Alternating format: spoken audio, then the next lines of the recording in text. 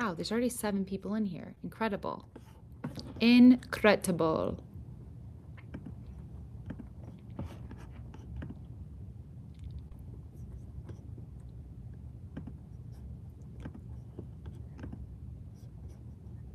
Okay.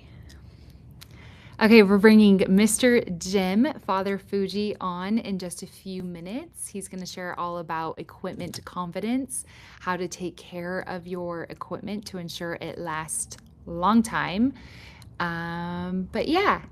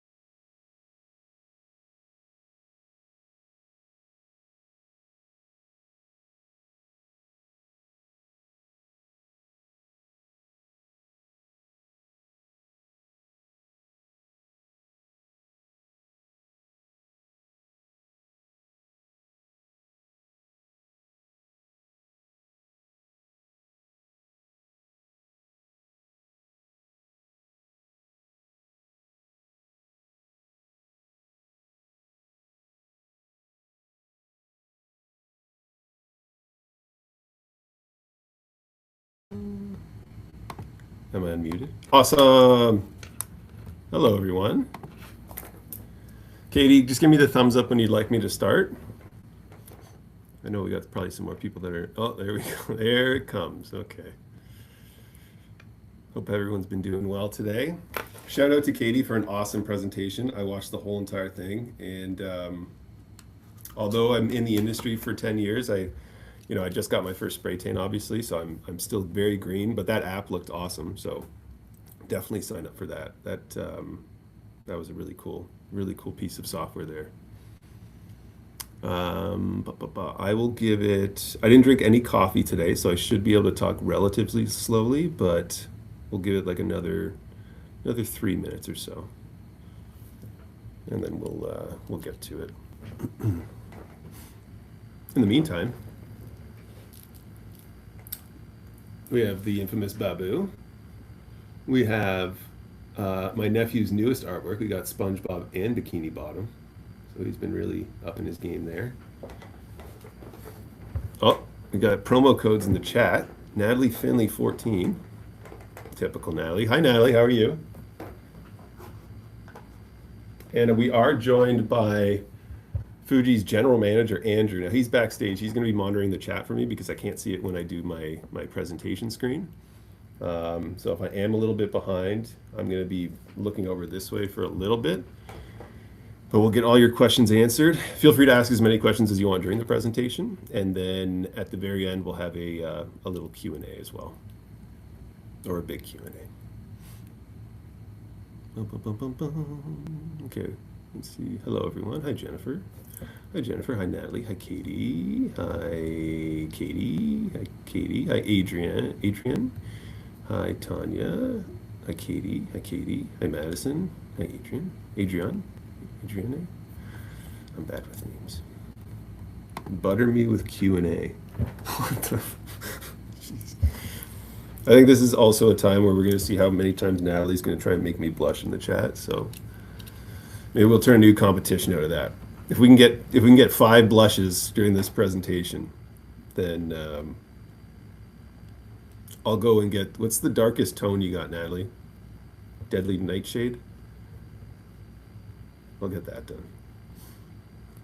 Okay, we got 1 minute left, and then we'll start with intros. So it's gonna be pretty boring until we get to the fun stuff. I think Iris and Dahlia now is the darkest. Okay, we'll do a mixture of both. Actually, while we wait, let me give you a quick comment on the tan. It was so much fun. As someone who I wouldn't consider myself a manly man by any stretch of the imagination, but I don't really consider myself too fancy. And like taking care of myself physically is not, as you can see, it's not my top priority. But what I can say to any sort of male that's on the fence, or if you have like a husband or a boyfriend or partner, or whoever that's like on the fence about getting a spray tan, the way I would explain it is my favorite thing to do for my physical appearance is I like to go to the barber and I like to chat with the guy there or gal, get a nice beard trim, which clearly I haven't done in a while, nice haircut. They do like the facial, all that fun stuff. And then when I leave the barber shop, I have that like that extra little bit of confidence, that little pep in my step. That's the exact same feeling I had for like the first 5 days of the spray tan. I was kind of checking myself in the mirror a little bit more. It was nice. It was nice. Once you get past as I was telling my coworkers, um, once you get past like the part of taking off your clothes in like light, with light on, then it wasn't too bad. And Stephanie from Studio Golden, if you're in the GTA, the general or the Greater Toronto area in Ontario, I've known her for probably about a year and a half now, and part of the anxiety was like, this is gonna be weird having one of our distributors see me in this state, but she was an absolute gem to work with, so I really appreciate it. Okay, 2:06. Let's get started. I'm going to put my presentation up on screen. As I said, my general manager Andrew, he's in the backstage, but he's going to be just firing me off messages in our Teams chat here. I remember how to do this, Katie. I know how to do this. We're going to do this. We're going to do this. This. Uh-oh. Maybe I don't know how to do this. It's perfect. We can see it. Okay, perfect. Sorry. Okay, perfect. You can't see me though, correct? Correct. Do you want us to Okay. see you? You know what? I will probably. Yeah. Do you want to put me in a little bubble? Are you able to do that? Yep, you're here. Okay. We see Cool. you. You can see me. Okay. If I do get it a screen, just let me know. If you Um. want to go to your Okay. layout really quick, and you can Okay. click on the same thing so you can see what we see. Of course. I was told this in No, no, no, you were right. You were in the right Oh. place. Okay. And then Uh. go to the layout on Riverside. It's like a little button at the bottom by the share button. uh oh You wait. see I it? think I know. Yeah. One second. Let me hide this. Oh, Okay, mine that's okay. is We blacked see out. you. Yeah. Okay. Cool. That's okay. No one wants to see me. Oh, you see me, but I don't see Yeah. me. I got it. Sorry. This is funny.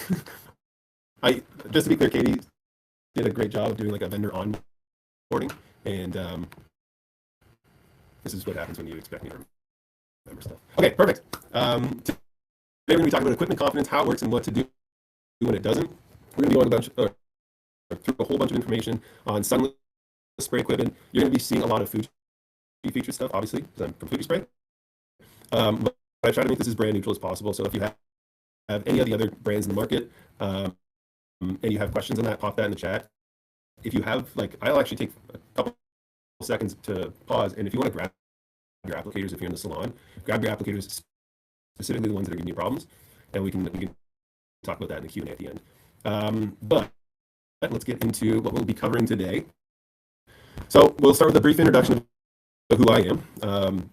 Most of you may know me as the person that got spray tanned recently, but I have a little bit longer history with Fuji than that. We're going to talk about what a turbine actually is, Okay, how Jim, sunless app. I'm so sorry to hop on, Yeah. but for some reason it's being very glitchy. Like Oh your no. sound. Oh. I No, no, no, don't worry. Yeah. Is your computer plugged into a wall? Yeah. And Like then the internet or the. yeah, and is your Yes. Wi-Fi okay? It's kind of stormy here, which is Oh, it's stormy. yeah. Let Yeah, me something see. for some reason it got super Is it better now? staticky and glitchy. Okay. Is it any better now or no? Um, No. Is that happening for Hmm. everyone else too? Yeah, I can't hear or see, it's static. Okay, let's just figure it out. No. Let's try Okay. talking. You know what? Let me You're on yeah, I your had a hotspot. HP HD camera. Is that what you wanted to be on? Yeah, And this then one. your microphone, you're on your Yep. Intel. Yeah. How do you know that? You have Yeah. a good setup over there. It should be working. Only the Here, best. I'm gonna have Okay, you let me leave try and it. come back, okay? Okay. If that doesn't work, I'm gonna hotspot off my phone and Do you maybe wanna that'll try work. oh, Okay. we could try that Yeah. too. Okay, let's do that now. Let me do hotspot. Intermission, everybody. Grab your second cup of Yeah. coffee. Okay. Hotspot is on. There it is. We're spying on your network.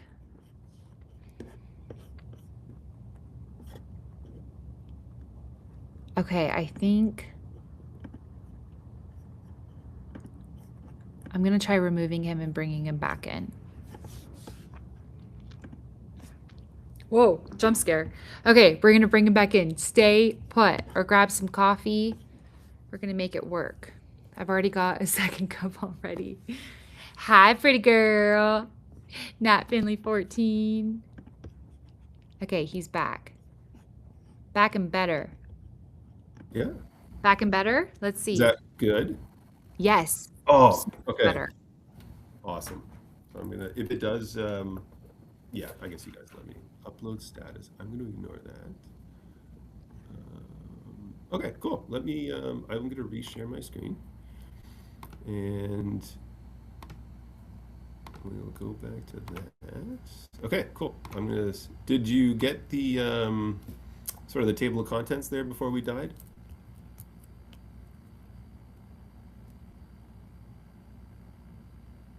Uh-oh. Can you hear me? Oh no.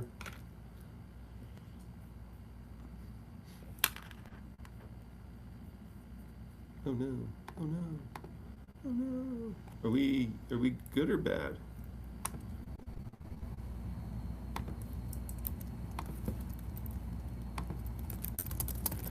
Oh, we are good. Okay. Oh, this is so stressful. Okay, let me go back to where I was. Um, Once again, this is not anyone's fault but myself. I was at the vendor onboarding and I did not pay enough attention. Okay, back at it. Jim, this is so Jim coded. We're here for it. Okay, perfect. Don't worry. Second You're blush. Second you're blush. We got so two great. You blushes. got it. Okay, perfect. So what we'll be covering today, brief introduction about myself. We're going to cover what a turbine actually is, how sunless applicators work. We got the full lineup, including a cut in half gun from our auto series, just so you get an idea of how air and fluid interact. The biggest thing I think of all this is going to be troubleshooting, both turbines and applicators. And then we're going to do a Q&A. I don't know if you guys heard the first run, but what we'll do, like we're trying to make this as brand neutral as possible. This is more focused on just equipment maintenance, making you equipment competent, I guess you could say, have that equipment acumen, another good word for it. So if it's not a Fuji, don't hold back in the Q&A. Like, grab your applicators, grab your turbines. We can talk it through. Um, so let's go. Oh, here, introduction to me. So actually, let's start with Fuji Spray. So Fuji Spray, we're celebrating our 40-year anniversary. Happy birthdays in the chat. We've been in Toronto, Ontario for 40 years. All the manufacturing is done in this facility in Toronto. We also have warehouses in Buffalo, so that's how we can service our US customers. But we are a spray equipment manufacturer. So there's other brands that solely focus on just sunless. We focus on making the best spray technology. So we service the automotive industry, so spraying cars, collision repair, that sort of thing. Our bread and butter for 40 years has always been like fine woodworking.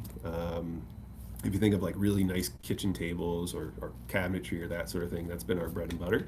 And then also sunless equipment. So sunless we've been in for I think about 15 years now. And it was about 8 to 10 years ago, 8 years I think, that we did a real brand refocus and a brand shift. And we looked at the sunless market and realized that There was a lot that we hadn't done and a lot that we needed to do just to ensure that we were supporting the industry as best we could. So for me, I joined Fuji Spray in 2015. I've been with the company for 10 years.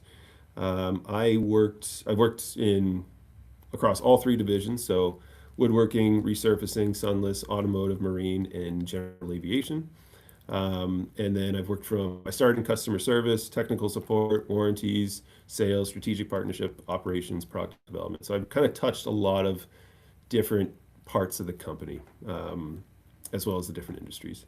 My goal for the industry is, and you've probably heard it on the various podcasts, but my goal for the industry is I always look at it from a consumer. I'm a very cheap person. And when I spend a lot of money on something, when I invest my own hard work money for something expensive or nice, I expect it to work. And when it doesn't, you're going to obviously hear from me. So that's kind of the mindset I take into this industry, and understanding that the industry is only as good as the manufacturers that are in it. In this case, like the solutions brands, spray equipment manufacturers, all the secondary and tertiary elements of the industry.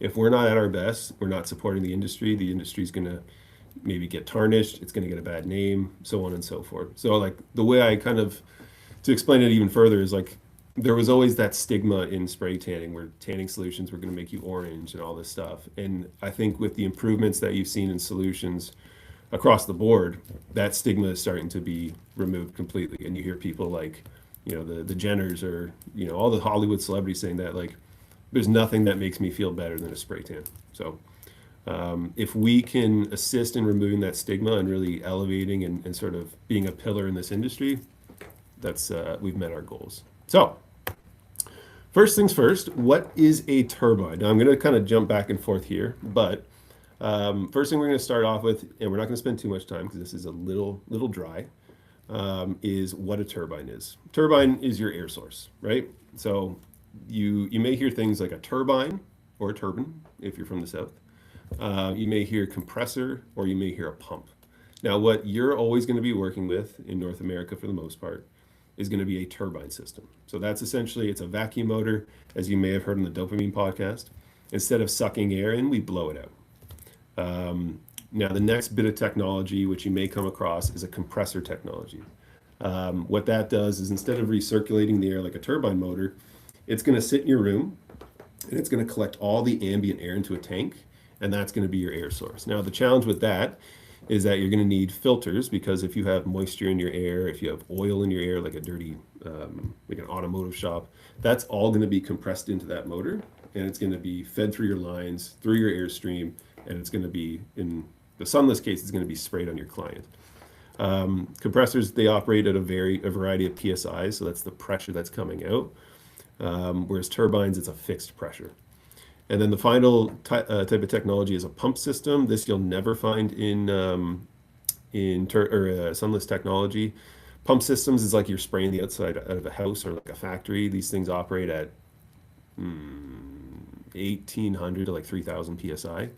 Compare that to your turbine, it's operating at about 1.5 to 2.5 psi. So what we'll focus on today, and what you're going to be probably having in your salon, is a turbine motor. Which of these technologies is the best suited for sunless spraying? So we're going to move quickly into the flow-through versus tangential bypass motor. If you want to impress your friends next time, go to their salon, go up to their turbine, ask them if it has a tangential bypass motor, and they'll be quite impressed. But we're going to go through the differences of those motors, why you may want to look at one over the other, and why some cost more and some cost less. How do I prolong the life of my turbine? Accessorizing the turbine with consumables, and the infamous enclosure clearly struck out because we don't want to build those. If you do have an enclosure around your turbine, hit pause, run to your salon area where the turbine is, remove the enclosure, throw it in the garbage.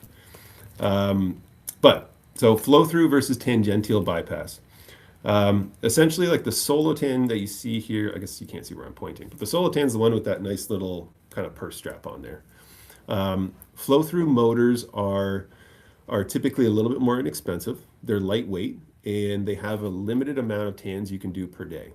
If you compare that to a tangential bypass motor, which that motor is used in all of our like premium spray equipment outside of sunless and within sunless, That's almost like the same motor you'll find like an industrial central vac system. So if you have a central vac system in your house where you plug the hose into the wall and you just vacuum away, these are the same types of motors.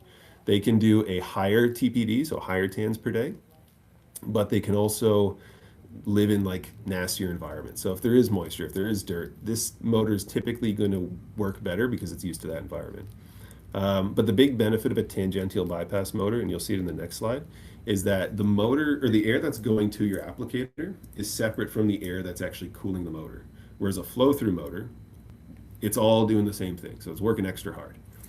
I'll just quickly pop to that slide here. So these are the two different motors. So if you have a Solotan, if you have a any sort of system that's been marketed as mobile or portable, typically these are encased in plastic. You're going to be seeing it with the bottom motor there. That's the flow-through motor. So the pros, it's typically going to be a lightweight unit, plus or minus 5 pounds. Ultra portable, typically it's lightweight. Ultra portable, typically it's inexpensive. But the cons of that is less TPD. So if you are, just starting out, that's not a con. But if you're a high volume salon, only being able to do 10 to 15 tans per day, that may be a bottleneck for you. Now, with that said, I've been to many salons where I see people running 3 rooms off of 3 solo tans. It's a dangerous dance, but it can be done. It's not going to be good for the longevity and the lifespan of that motor. Another con is the single air source. Like I said, it's the same air that's going to your applicator is the same air that has to cool the motor. And these motors, they work at a high RPM. They're going to be moving quite quickly. So you got to be mindful of keeping that cool. And then the last part is you can't service it. So if it were to fail outside of warranty and you call Fuji Spray and you say, hey, my turbine's not working. There's not much you can do in terms of servicing the motor you have. It's typically going to be a straight swap, or the whole unit will have to be replaced. Now we look at the tangential bypass motors, greater TPD, tans per day, 40 plus, that's a lot. I think it's even about 60 plus now with the technology we're constantly improving on. Ultra cool operation. So this motor is really chooching fast. It really is spinning. So that piece on the top, that little black shroud, that's actually the cooling fan. Whereas that thing with the big hole there, that's going to your actual applicator. Increased life, durability. It can handle a little bit of overspray, which, let's all be honest, we deal with that. But it's serviceable. So you can get in there, you can replace some of the guts, fix it all up. Now, it's not as portable, so it's good if you're like semi-mobile or strictly salon or studio based. 12 to 20 pounds, depending on the unit you get. Portability and size, like the overall size of these units is typically bigger than, let's say, a flow-through, which is a little baby. And then it's going to be more expensive because you are getting a better quality motor. So I'm going to pop back to my other slide. I'm going to pause here. Any questions, Andrew? Is everyone awake? Because I know that's pretty dry stuff. Uh-oh, I think Andrew's asleep. No, I'm kidding. We're good. Okay, how do I prolong the life of my turbine? Like I said, this is a vacuum motor. Instead of sucking in the air, we're blowing it out, but it's still going to suck that air in. So think of it as like your respiratory system, right? If you're in like a really nasty environment, you're going to wear a mask so that the air that's going into you is nice and clean, right? Or you want to stay out of a dirty environment as much as possible to make sure that that doesn't go into your system. So the best ways to prolong your turbine is to keep it outside of where the spraying is going to be done. Now you only have a 10-foot hose, so the best way to do it is if you're in a tent, is you just park it around the other side, and that way when you're spraying, any of the solution that's falling isn't going to be then recycled into the turbine. Or get yourself a good extraction. I don't know if Spraygun has done their presentation yet. Spraygun, by far, and this isn't me just glazing them or anything like this, but they have the best extraction fan for something that can move 18,000 CFM. That's the volume of air. That's pretty impressive. That'll keep your salon cleaner. That'll keep your customers cleaner. That'll keep your lungs cleaner. It'll keep your turbine cleaner. So Spraygun, worth the money. But yeah, having an extraction fan where you can extract that solution from the spray area and not into your turbine, that's also going to be how you can really keep that going. Shauna, we'll get to. Oh, that's a great question. I'll get to that after this slide before we get into the applicators. Runtime. Runtime is another big one. So this isn't a unit that you turn on for 8 hours, or you turn it on at 8 a.m., you leave at 4, you turn it off. You want to limit the operation of your turbine. That'll reduce the heat. Heat buildup is a pretty big killer of turbines. But also, it's what's called a brush motor. I'm not going to get too far into this, but imagine your motor has a lifespan. It's these little carbon brushes. And as the inside spins, it's going to grind these brushes down. Now, if you're operating it only when you're spraying, you're going to maximize the lifespan of those brushes. If you're just letting it run, you're going to grab a coffee, come back, it's still running. It's not the best use of the brush life. Now, these brushes can be replaced, but at the end of the day, if we can just be mindful of our runtime, or what we call in the industry our duty cycle, that's your best method. Now, on that topic, accessorizing your turbine, there's some really cool things that Fuji has that can allow you to reduce that runtime. So we do have what's called the part number 3072. Andrew, if you could maybe put that in the chat.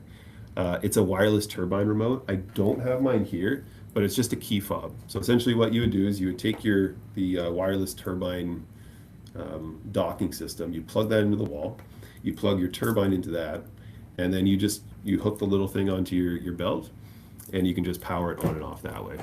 That way you're not running back to the turbine, turning it off. It kind of elevates the overall experience if you have this like wireless thing.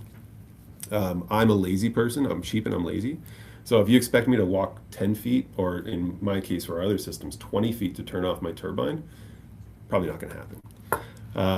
Another thing, you can play tricks on your employees where you can say it's like clap on, clap off. So you hide the thing behind your back, you get them to do that, you power your turbine on. That we do at all the trade shows, lots of laughs. Other ways to accessorize your turbines, we have the various cup holders, so you'll see those. We have the old 7095, which is the one that a lot of people remember. You just sort of slide it on there. We have backpacks now that can carry the more mobile system, so the Solotan. And what are some other ways you can accessorize your turbine? That's probably pretty much it. But wireless remotes, the backpack, those are some really good ways to accessorize it. We also have some nice stickers, actually, which we'll probably get everyone in the presentation here. We'll get them a pack of stickers and some other things. Consumables is a big one. So you're spending a lot of money on a turbine system. The Solantan there, that's like upwards of $1,000. That's way out of my price range personally. I'm more of like maybe a used Solotan kind of customer. That's where I'm at. But the consumables on a turbine are like $11, $12. It's a foam filter, a high porosity foam filter. As long as you're managing that filter, the lifespan of that turbine, your turbine maintenance, that's all you have to do. So what I always say, you get your system already comes with a filter. Buy an extra 2 or 3 filters. That's going to put you back like $30 maybe. Then when you notice that your filter is getting dirty, what you do is you just put that out. You're going to clean that filter. You're going to soak it in water, pop a new filter in. That way there's no downtime. The other filter, you're going to let it soak in maybe some warm soapy water. Then you're going to leave it to dry, and you got to leave it to dry for a long time, because if you put in a damp or wet filter, no bueno for the turbine. But those turbine filters have a pretty good lifespan. So unless you're cleaning it and you start to see these little black flakes of filter actually pulling apart, that's your sign to throw it out. We do get the question a lot, like, how often should I clean or replace my filter? It's an impossible question for me to answer. What I can say is when to do it in terms of like a visual diagnostic. Go to your filter. If it's the Solantan, go under, give it a pinch. The Studio Tan there, go behind it, give it a little pinch. The Solotan, pop off the back case there, give it a little pinch.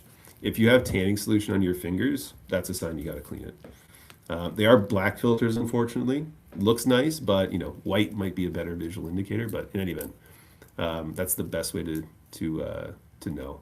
The reason I can't say how often to do it, I don't know the distance of your turbine from your tent. I don't know your level of extraction. I don't know tans per day. I don't know, if you're a little bit more accurate with your spray, a little bit more whimsical.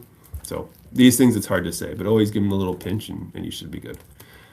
Best way to maximize the turbine lifespan, though, is the infamous enclosure. The enclosure is a great idea in theory. If it's loud, sometimes people say the Studio Tan's a little loud. You think, okay, I'll just smother it, right? The problem with that is, like I said, this is a This is a respiratory system. It needs to breathe. So although you're quieting it, it's like putting a pillow over your face. It's going to be quiet, but only for a limited time because it's then going to die because it's been starved of oxygen. So enclosures aren't good. I have seen some that work. I just, as the manufacturer, I can't advise them because I can't judge the CFM plus negative, positive, negative going through there. Some people would put an enclosure with no back. That's okay. But I would just say follow the steps of keeping it far away, that sort of thing. You can even keep them in another room. So you can hook like two 10-foot hoses together, have someone drill through or yourself drill through the wall. And then that way, if it's in another room, toggle it on and off with a remote. That's the best way to do it. But enclosures, I could not recommend them. I could not recommend against them enough. Let me answer some questions here. How am I doing for time? Okay, that's not bad. Just gonna take a quick H2O break. Okay, we have a question from Shauna. I had the Solantan a few years ago, and that just randomly stopped working. I just sit in my garage for a year now, and it had to sit in my garage for a year now. It turns out I should give it a go again. Does that ever happen? Sorry, I can't read. I had the Solantan a few years ago. That just randomly stopped working. I had it sit in my garage for a year, and now it turns on. Ah, yes. You were blessed by the sunless gods. I don't know why that happens. I don't know why that happens. I had one person that had a turbine that stopped working. They put it in their pickup truck. They drove it to a repair center. They took it out, and it was working perfectly. Sometimes it just needs like a little, I don't know. You ever have like your father working on the lawnmower, and they just gives it a good kick, and it starts working again? That's probably the same thing. I can't advise kicking your system as a manufacturer, but I have kicked my fair share, and it has actually worked. Only outside of warranty. Comment from Sarah.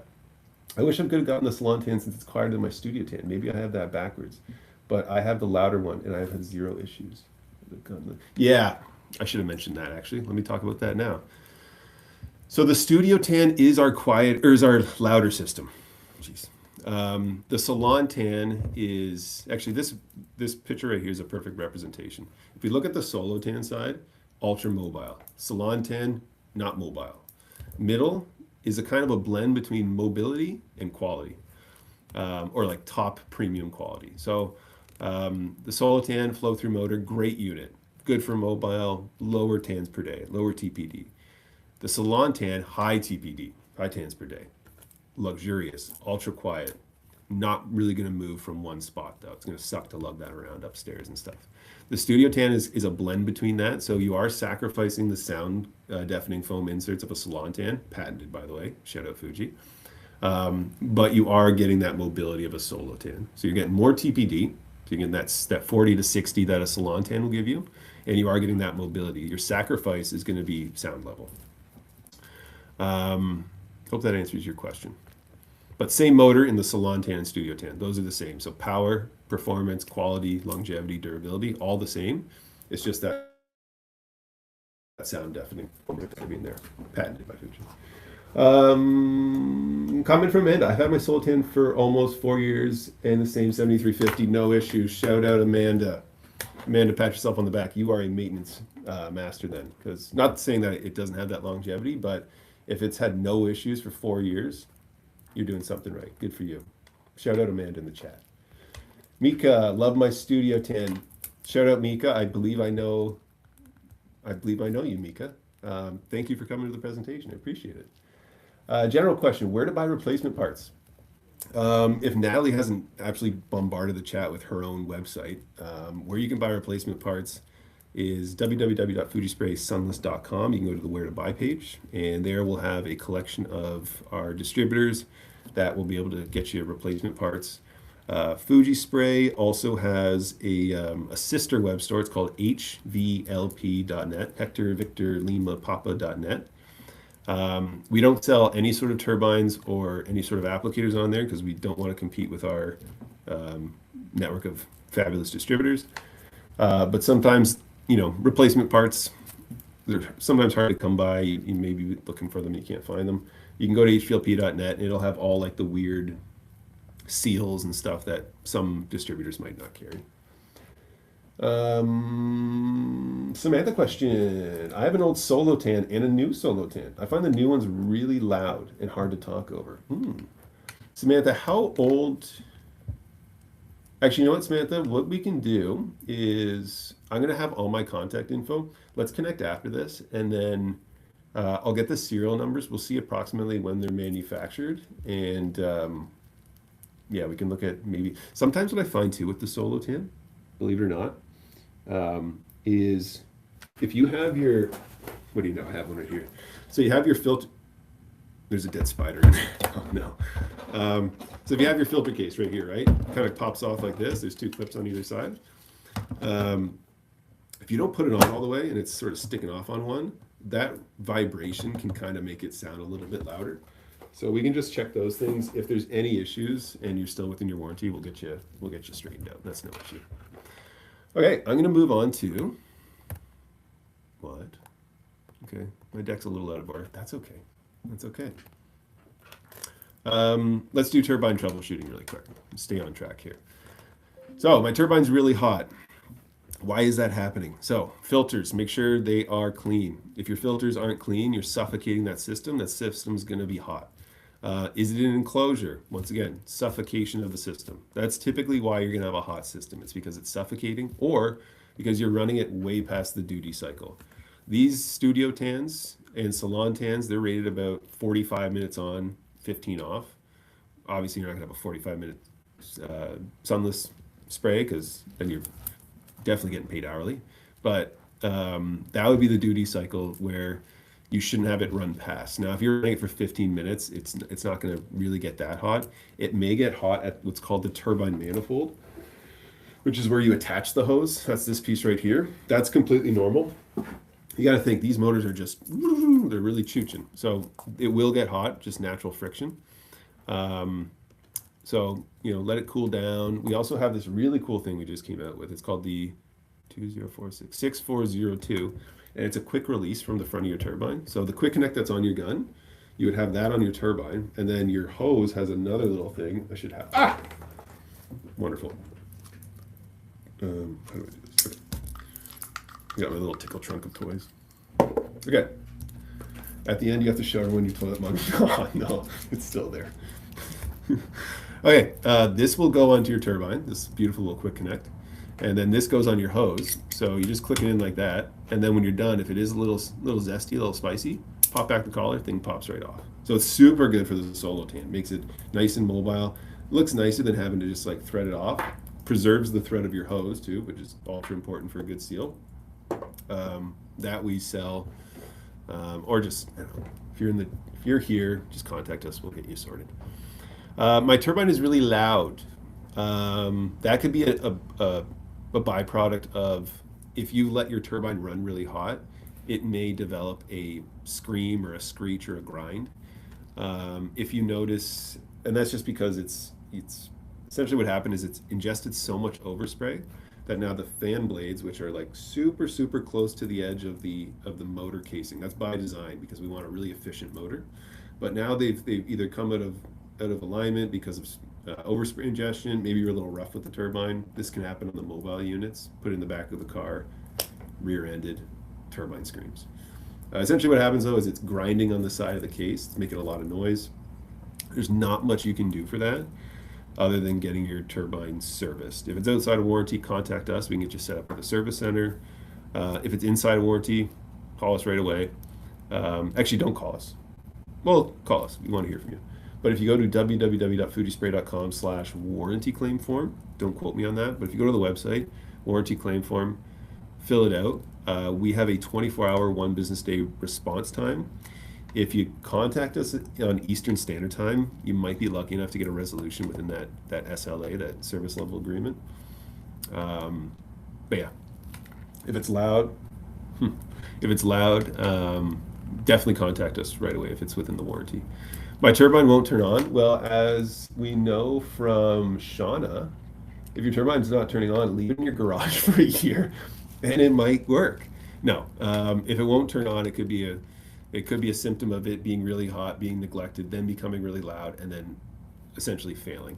If it won't turn on, obviously you're not in a good spot. But I just want to give you the reassurance that there's nothing bad that can come from it outside of the turbine. Everyone thinks like if it won't turn on, like can it short circuit?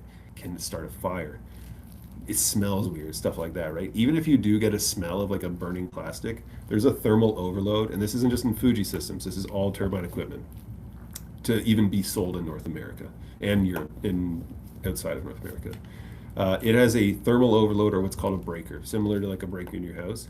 If anything goes squirrely, that thing's going to trip. It's going to cut it out. So if your turbine's not turning on, you can actually check for that breaker. On the studio tan and the salon tan, it's typically located right by where the power cord goes in. On the the solo tan, you'll have to pop off our back case. And I don't know if you can see this, but essentially like right in there is where it is. And it's just like a little light switch. If you see white or red, you can try and reset it. If it pops again right away, call us. You'll have to get serviced or what have you. Sorry about the noise there. But yeah. Or leave it in your garage like Shauna did. Okay, that's turbine troubleshooting. We're going to go to sunless applicators now and how they work. This is really the fun part of it. Turbines are boring. It's just an air source. It's really important to maintain, but the sunless applicator, that's where all the magic happens, right? That's why you guys are artists. That's why you guys are really delivering a great service. And before I get into that, Samantha has a question that I already answered. Back to the applicators. What is HVLP? HVLP, or some people say HPLV or HPVL, it is HVLP. It is high volume, low pressure. It's a high volume of air at a lower pressure, which delivers good transfer efficiency, the amount of solution that's going to land on the thing, or on the person. But it's at a low pressure, so it's not going to blast them. It's not going to bounce off them, which overspray and bounce back are two separate things. It's going to coat them, right? It's the difference between getting sprayed with jet on a water hose and that mist setting where it kind of just like envelops your body. Now, high volume, low pressure, if we're going to just quickly nerd out, high volume, low pressure to be certified as HVLP needs to be at least 65% transfer efficiency. So it means 65% of what you're spraying has to land on the surface or else you don't qualify. Now that's on the compressor gun side.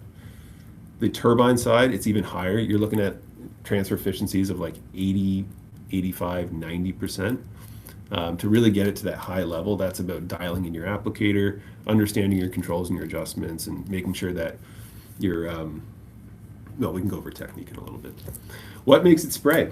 Obviously the turbine, we just talked about that. But essentially how atomization works, or your spraying, and atomization is the same as like a perfume bottle. So when you hit that thing, that little top, and it sprays, that's atomization. If you use a Windex bottle, atomization. Rattle cans of spray paint, atomization. Essentially what atomization is just air and fluid interacting to make a fine mist of droplets. In guns though, if you see the blue here, hopefully you can see this. If you see the blue, that's your air passage. And then the red, which is kind of tucked in here, that's your fluid passage. So the tip is where all that magic happens. So your fluid is going to come out that tip. If I squeeze my trigger, you should see it open up. Fluid comes out the tip. Air is going to first start the atomization through what's called the annular hole, which is that hole sort of right there. And then it's shaped, bear with me, by your horns, your shaping fan. So you have the burst of atomization that's coming out right around that fluid stream, and then these horns are shaping it. Now that's going to really help with troubleshooting as well, because if you're noticing like you're noticing your fan is uneven on one side, it could just be that you have a gummed up horn here, where it's not allowing for the even shaping of your fan. So take it off, pop it in some hot soapy water, go grab a coffee, come back, dry it out, you're golden. And we'll get into the troubleshooting a little bit later. Things to controls and adjustments. Sorry, controls and adjustments on an applicator. If you invest in a quality applicator, and it doesn't matter if it's plastic or metal, I'm not going to throw shade at anyone, but you should have three basic adjustments. You should have your fluid control, which is adjusting the amount that the needle is going to retract in your spray gun and how much solution is going to come out, right? You should have the orientation control, which in sunless, it's typically going to be this because you're doing I know like 90% are probably doing vertical spraying, horizontal spraying.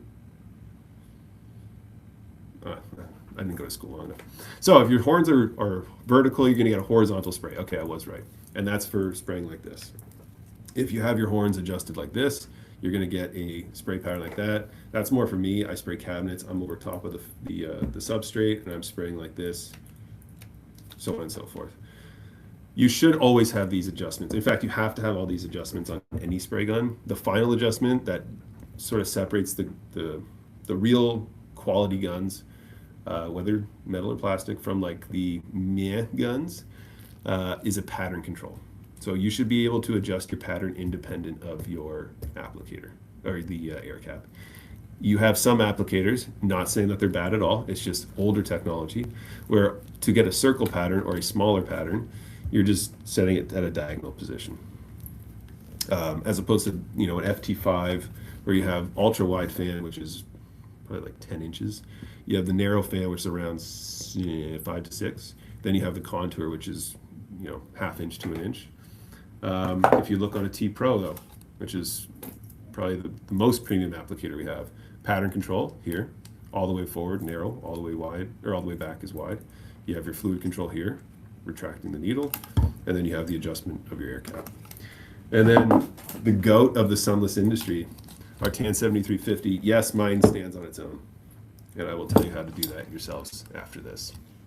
But the same thing, fluid control right at the back here, air cap right here, and then the infamous black plastic, that's the wrong way, the black plastic pattern control, all the way at the 12 to 6 position is going to be wide, all the way from 3 to 9 is narrow, and then the infamous kind of whatever that is on a clock, which is how most people spray with a TAN 7350. But you should have 3 adjustments. Now, the final thing I'll say about adjustments is when you are spraying with a gun that has a pattern control, you must adjust your fluid control and your pattern control in tandem. What I mean by that is if you are opening up your fluid control, sorry, let me take a step back.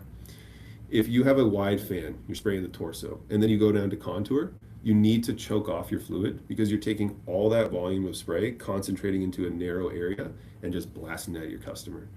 So if you don't choke off the fluid, you're taking, like I said, all that solution, and it's just going into that little spot instead of this spot. Same thing though, if you're going from contouring to a wide fan, you need to open that up. So a lot of certifications have their own sort of, not today, sir. They have their own settings for adjustments. I think it's great that they have an SOP, a standardized sort of turnkey way of how to spray their solution. As an equipment provider, I say master your controls, master your workplace. Don't be afraid of them. Play around with them. Not obviously in the busy season or like right before a big thing, but like just for poops and giggles, like see what happens when you don't adjust in tandem. But being familiar with the controls, adjusting them. Also, if you adjust them, they won't seize. We get a lot of people that are like, my fluid controls, it's not working anymore. It's because it hasn't moved in like 6 years. I didn't mean to be accusatory with that, but if you move it around, just like a door hinge, it's not going to seize up. It's not going to creak as much. And then obviously we'll talk about some ways you can tune up the applicator after. What else we got here? Okay, Sarah question: Can you tell me why the little clear tube on the side of the solutions or the side of the gun keeps getting solution? Yes, I can. We're gonna do that at the end of the presentation because that's it has its positives, but obviously visually it's a bit of a negative. Can we please talk about the FT5? Yes, we can. We'll probably use the majority of the Q&A for that. I have nothing else to do today, so we can talk about all the FT5 you want, 100% though. Tanya, to those of you with a Fuji already, if you are mobile and someday want to be back in the studio, what is the best gun? Natalie and Adrienne say TAN 7250. Samantha says I have the Fuji FT5. Finer mist. Yeah, I do find that the finer mist of the FT5 does have a finer mist than a TAN 7350. We'll also talk about that. I'll circle back to that one. And that's just based on air technology. Okay. Let's let me take a little water break. And we'll go into troubleshooting an applicator.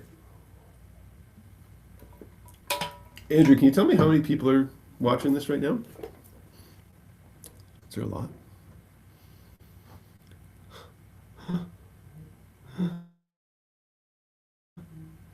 Oh, Andrew in the office, they're saying, I'm not too sure. That's okay.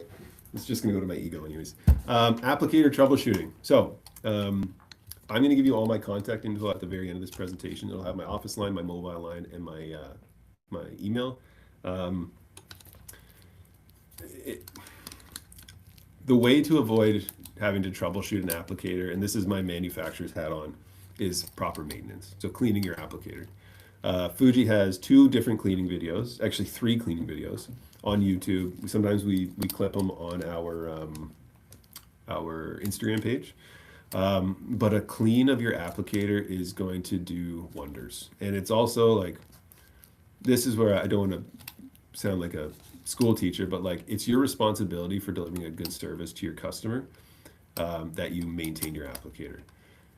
Sure, our manufacturer is going to love it because we don't have to, worry about things going down and people being upset. But like the way I explain it to our team on why we have to be so reactive to people's issues is I come from the cabinet world. I'm spraying wood. Wood's not going to leave a bad Google review. Wood's not going to try and take down my business. Wood's not going to do anything like that. Wood shuts up. I sand wood down. I fix the wood. I give it to the customer. Same thing with cars, right? Cars not going to leave a bad Google review or just start blasting you on TikTok, on Instagram, all that stuff. Sunless, like obviously it's you, it's your livelihood. And another thing that the customer isn't going to do if they can't get a good tan delivered is they're not going to look at your turbine and be like, oh man, that's Fuji? Wow, of course it's Fuji's fault. Let me go complain too. They're going to complain about your company. So maintaining your stuff is super important. We're always here to help. I will hop on a video call at any time to make sure you're back up and running. I've hopped on to calls 30 minutes before a scheduled appointment. We'll get it up and running for the most part, as long as nothing's broken. But proper maintenance and a proper cleaning is all it takes. This is a clean applicator. I have no water. I'm going to mime how to do a proper cleaning. You are finally done your spray tan, right? Customer's gone.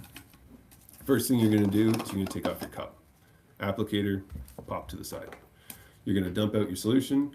You're going to take a cloth. You're going to just wipe the inside, make sure it's nice and clean. Fill that up with water. And all these, there's some people that offer gun cleaners. Waste of money. If you need an actual gun cleaner, take a tiny little drop of like dish soap, put that in your water, make a full bottle of it, slap a label on it, call it spray gun cleaner. You don't need to go and buy that. You can make it yourself. Fill your cup up with water, hook it to the turbine, spray through. Get like a paper towel or whatever. If it's still dark or if it's still got guck in it, spray through again. Essentially what you're doing, because if you look at an applicator, let me pop this bad boy off. Your fluid passages are pickup tube, cup assembly, fluid passage, right?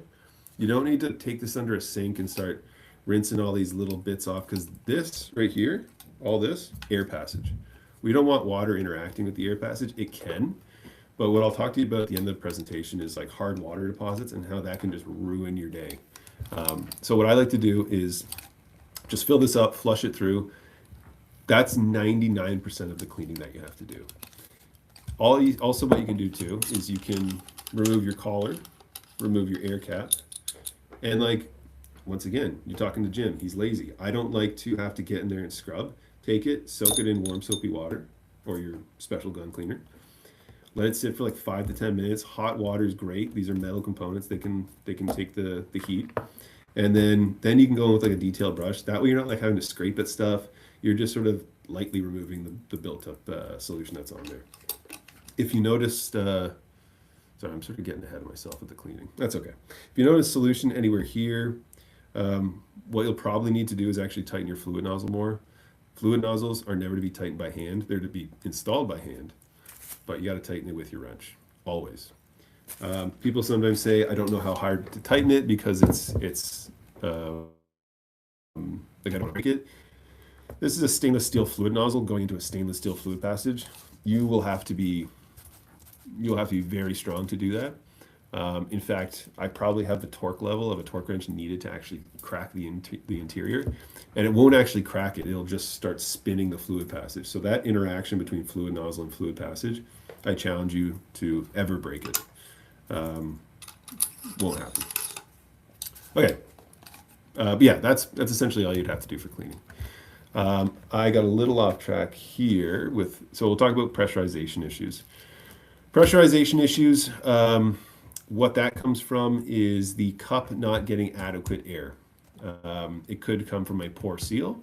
It could come from a blockage here. So if you have any sort of pressurization issues, if you have consumables on hand, which you should, what you're going to want to do I'm just going to use the TAN 7350 as my baseline gun because it's probably the most common, is you're going to have okay. So you have your gasket right here. See, mine's kind of out of place. That's going to cause a pressurization issue. You're not going to get that good seal. So what you can do is you can pop out your old gasket. This isn't going to be pretty. Do as I say, not as I do. Don't use a pen. Okay. There you go. Yeah, so pop out your gasket, replace it with a new one.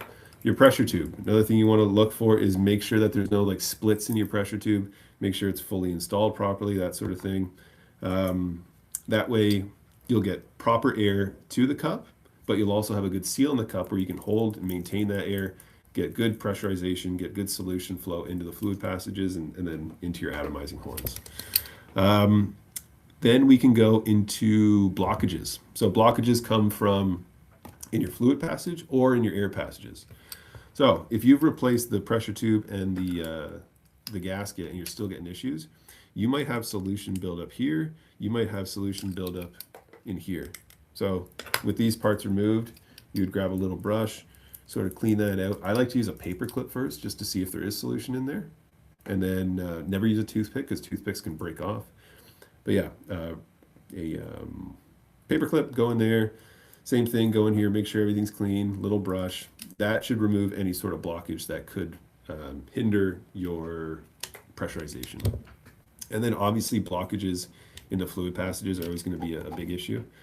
How you do that is, so you just go, first of all, take our fluid knob off. Fluid needle pops out. Gun like this, engage the trigger, needle pops out. Collar and air cap come off. Set those aside to soak. Wrench, pop your fluid nozzle, just crack it, and then take this bad boy off. I like to do everything facing me because if I do it by a sink, which typically we're going to be doing, you might lose the piece, especially garbage disposals. They love these pieces. Air diffuser comes out. It's the little sort of revolver barrel. There's your fluid passage.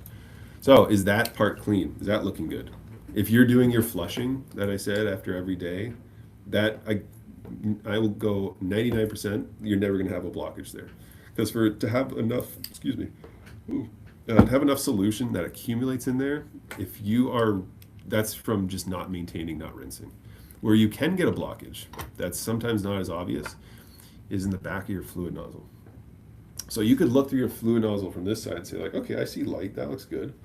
But what you can have is that the solution's actually going to start accumulating around, so that although you'll get a little bit of spray, when your needle's retracting, it's going to be hindered by like a reduced inside diameter. I don't know if that makes sense. But if you get a bunch of junk there, you're going to have a bunch of issues with the overall blockage. This is also getting into like speckling spray, right? If you have a speckling spray where it looks like there's like dark spots that are coming out, make sure you rinse your fluid nozzle. Make sure you follow your pressurization troubleshooting, your blockage troubleshooting. 9 times out of 10, that will fix any sort of speckling issues that you may have. But one of the common ones I see that people are not necessarily seeing, and it's totally fine because as a manufacturer, we got to do better. But check out the back of your fluid nozzle. What would I do? Drop that in some hot soapy water, grab a little bit of a brush, give it a little scrub, and that'll be good to go. Leaks.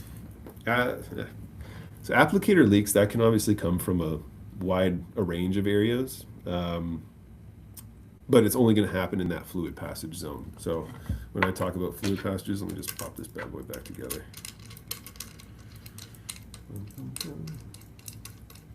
Okay. Oh, we're 259. Okay.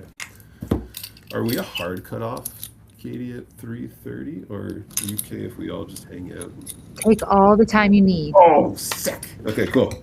Awesome. Thank you, Katie. Neil goes back in, and the fluid knob goes on. I should have mentioned too before, never remove your fluid nozzle with your needle still in your gun. If you start doing that, you're going to be grinding on the tip of the needle, and it's going to cause a lot of unnecessary issues there. So fluid needle always comes out first, then the nozzle. Nozzle always goes for reinstallation on first, needle last. And that way, your fluid nozzle and your needle will always interact properly. Okay, let's talk about leaks. Leaks of solution. We're not talking air leaks because you really shouldn't. If you have a leak, it's not going to be from air. It's going to be with your solution. So, starting with the seal here. You got a leak there. Try tightening it. Does that not work? Bummer. Let's take out the gasket, flip it around, see if that works. Sometimes the gaskets, because they're a foam gasket, they'll develop a bit of a memory. And if you flip it around, that memory is obviously changed to the other side. That's not a permanent fix. That's to get you by in a spray tan. The permanent fix would be replace your gasket. If after those two things you're still getting a leak from here, that's an interesting one. I would almost say that it's probably not leaking from here. It's just that's where the leak is accumulating. It could actually be coming from here. So this is a nut that attaches your cuff assembly to your fluid coupler. If this is loose, or one thing I should have also mentioned, when you're attaching your cup, I would not want to see this. And tell this to all your techs, or if you're not doing it, that's totally fine. But I find a lot of the new techs are doing this where they didn't purchase the equipment, they're just being trained on it. We don't do this, because that's going to just wreak havoc on this nut, and then this little connection here. This you can tighten, this, no tighten. So what I like to do, or what I like to see, is people hold it by here, and then tighten it that way. Now, you can get it like almost there like that, but when you want to like really cinch it up, that's where you're doing it like that. That puts no strain on these unions. You shouldn't have any issues. If you are noticing a leak from here, you would grab the number 19 cutout on your wrench. You just pop that off. So this is what if your thing's spinning like this, you'll have issues. Essentially what you would do is I like to take it off completely. Make sure my threads are clean, make sure everything's looking nice. Pop that bad boy back on. And then once it's sort of in place, grab that 19.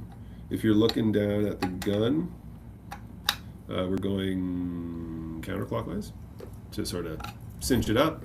Make sure your nipples are on the same side.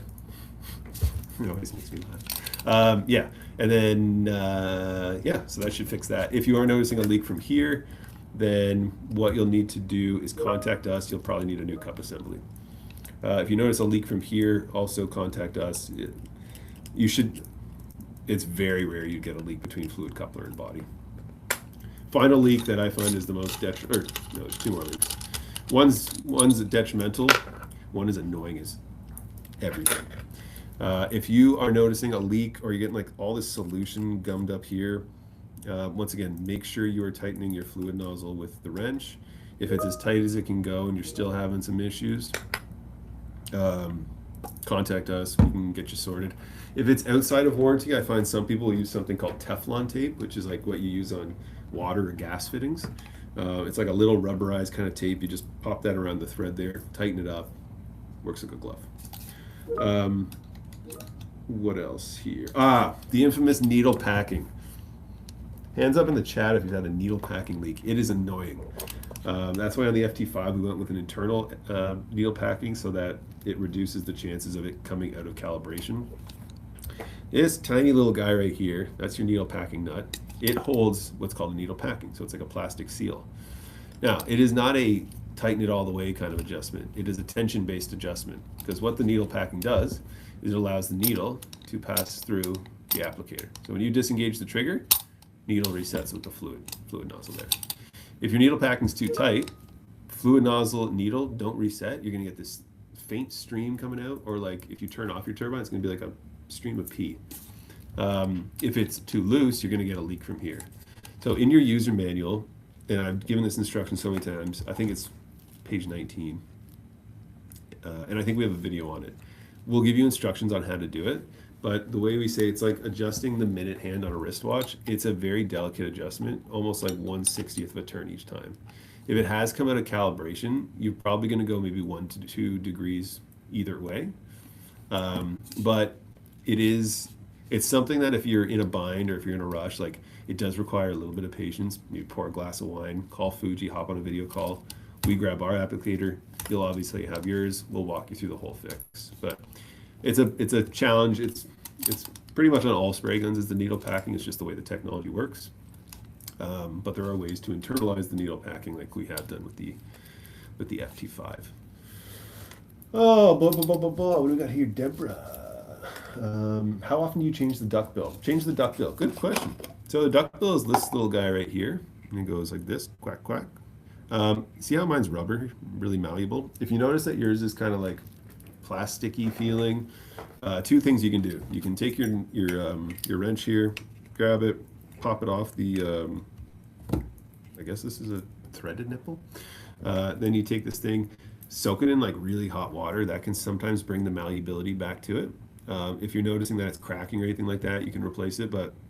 Or if you notice that it's in a constant state of like this, like if it's always like that, that's a good sign to replace it. So this is essentially a one-way valve. It's allowing air to go in, but when it seals, it doesn't allow fluid to come back. So that would be when it's time to replace. Also very inexpensive too. Bear with me. FT5 contouring. Interesting. Yes, we do have the contouring. It's not as fine as an actual airbrush, but in terms of like body contouring, I've heard of really great things. I actually got my 6-pack drawn on with the FT5 on the contour setting, and I thought it looked great. How often do you change the duckbill? Got that. Is there a different hose we can use with the machine? I have electrical tape and it leaks and tears the hoses, and they've had several units. Yeah, so the hose. Some folk, we sell thousands and thousands of these hoses, and what you can find in the manufacturing is it'll have a little micro bubble, which is almost hard to see on the naked eye, and usually it follows where the rib meets the plastic. You'll have that like coil in there. Honestly, if you have any issues with your hose, I would just contact us, and we'll get you sorted. What I do find is nice too is like in my experience, this quick disconnect fitting has seemed to help. Also, so on the paint side of things, what I find is like different solvents and different parts of the environment. If it lands on the hose, it can eventually make it brittle. So it might be good practice just to give your hoses a little wash. There's also another thing I saw which was pretty cool, which I saw in a tattoo shop, or someone took from a tattoo shop. But I guess tattoo artists will have all their little lines in this like shrink wrap kind of thing. It's a sleeve essentially. If you put that on your system, it'll be a block on any sort of solution or any like the pre and post sprays getting on there, and that might also help. But if you're having hose issues, my contact info will be there. We'll get you set up with some of our newer hoses. And but yeah, if you ever have to use electrical tape, that's always a big bummer. What I could recommend too, which isn't always the most fun experience, if the failure is by one of the fittings, you can chop the fitting off, cut the dead hose off, stick it in some, like get a hot pot of water, like boil it on your stove, pop it in, pop the hose that you've cut on there. That'll make it nice and malleable, and then you just take a little bit of Vaseline on that fitting and just pop it right back in. Then when it cools down, it's going to hug that barb, and it's going to be as good as new.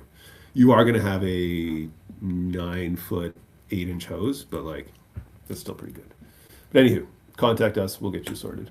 So no rinsing the gun upside down is not ideal. Yeah, I mean, okay. Here's the thing. And I was chatting with my work wife Natalie on this.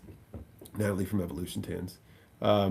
What I've been finding is that if you are doing a really aggressive clean like that, there's two issues.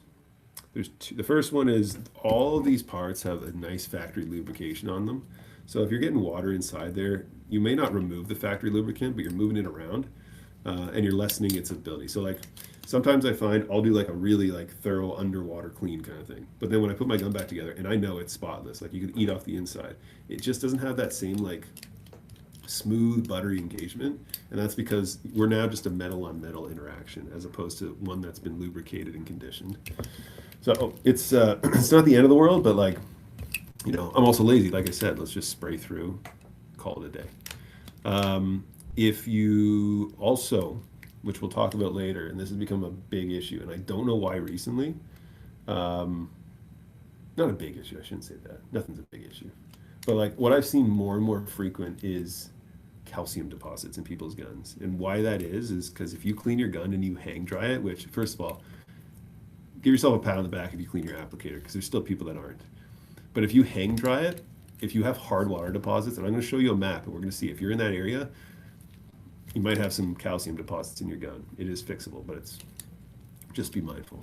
But essentially, if you hang it, all that water that's in there is just going to find the sort of the little spot to sit, and it could sit on your pattern control right here, right? And you're like, why is my pattern control sort of seizing? It's a clean gun, right? Why is the spindle valve, it feels kind of chunky, right? It's kind of grinding on something.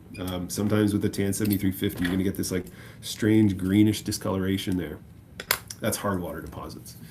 So what I always recommend doing is if you do a really good spray gun clean, hook it back up to your turbine. You essentially have like a Dyson hand dryer as an air source, right? So hook it back up there, air dry the whole thing as opposed to hang drying it. That'll force air remove all the water in there. That's like it takes a little bit longer to clean your gun, but it'll go a long way.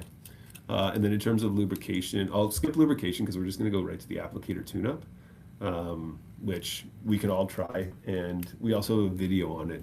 It does wonders for your gun.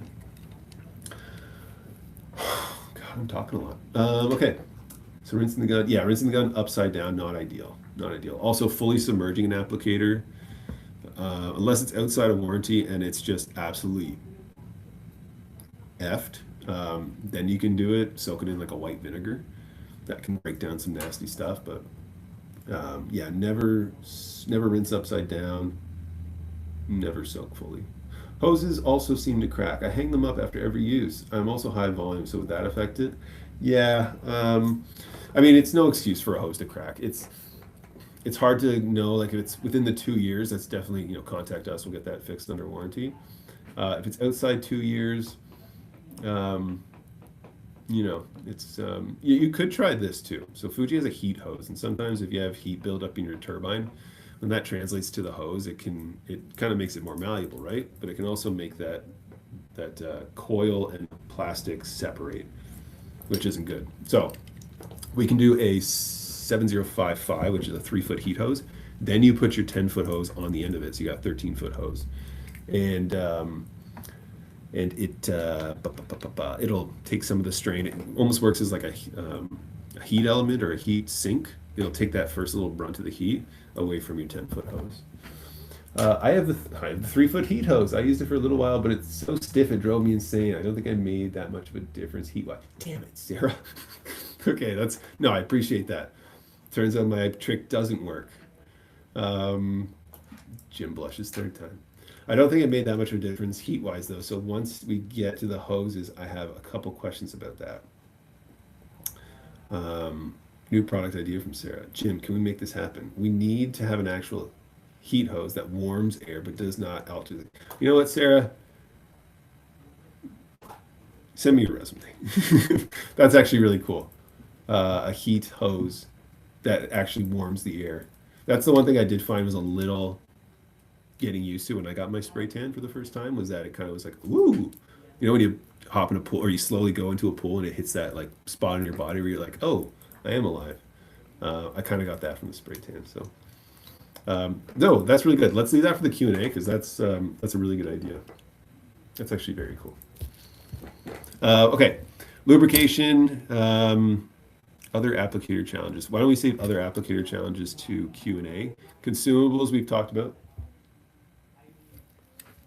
Loud office today. Gaskets. That's a consumable. Duckbills, consumable.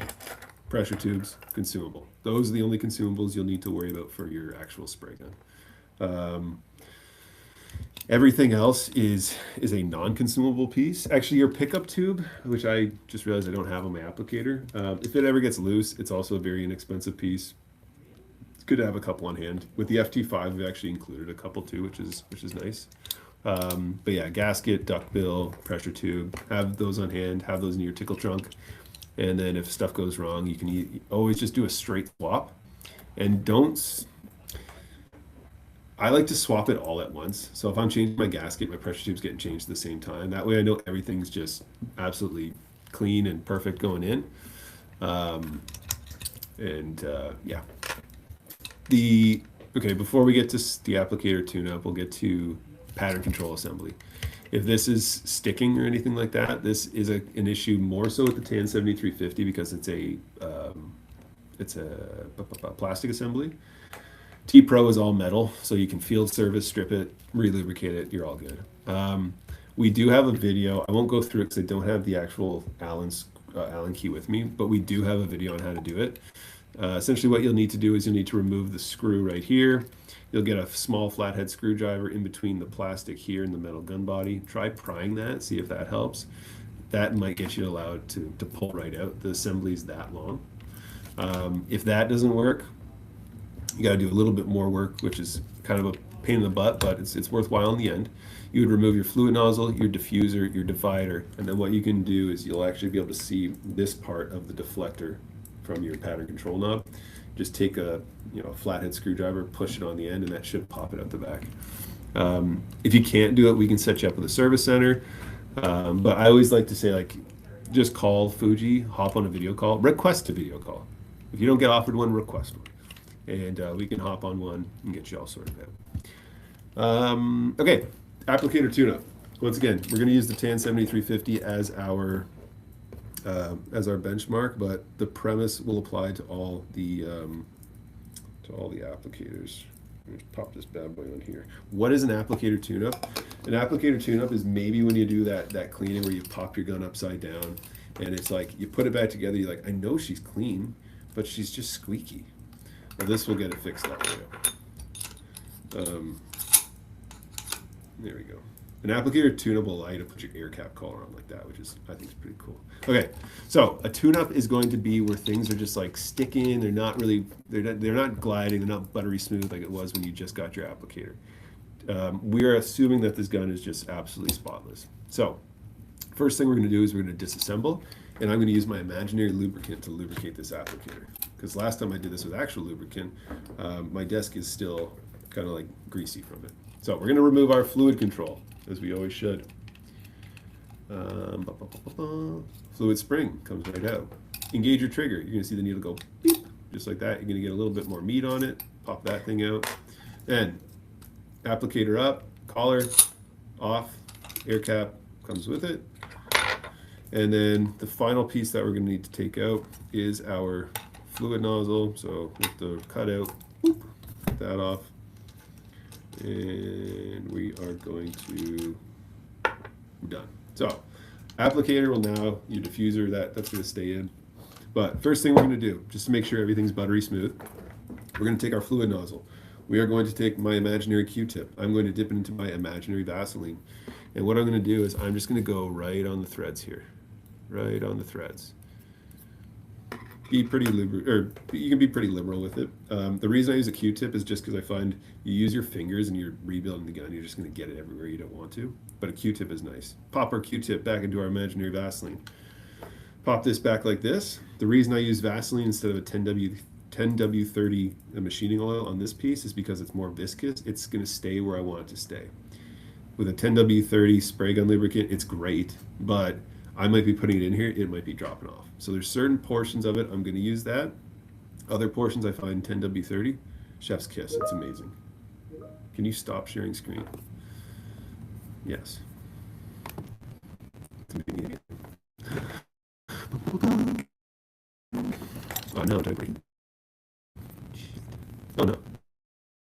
You see me? Yeah? Uh-oh. Hello? I can't see. Okay. Okay, cool.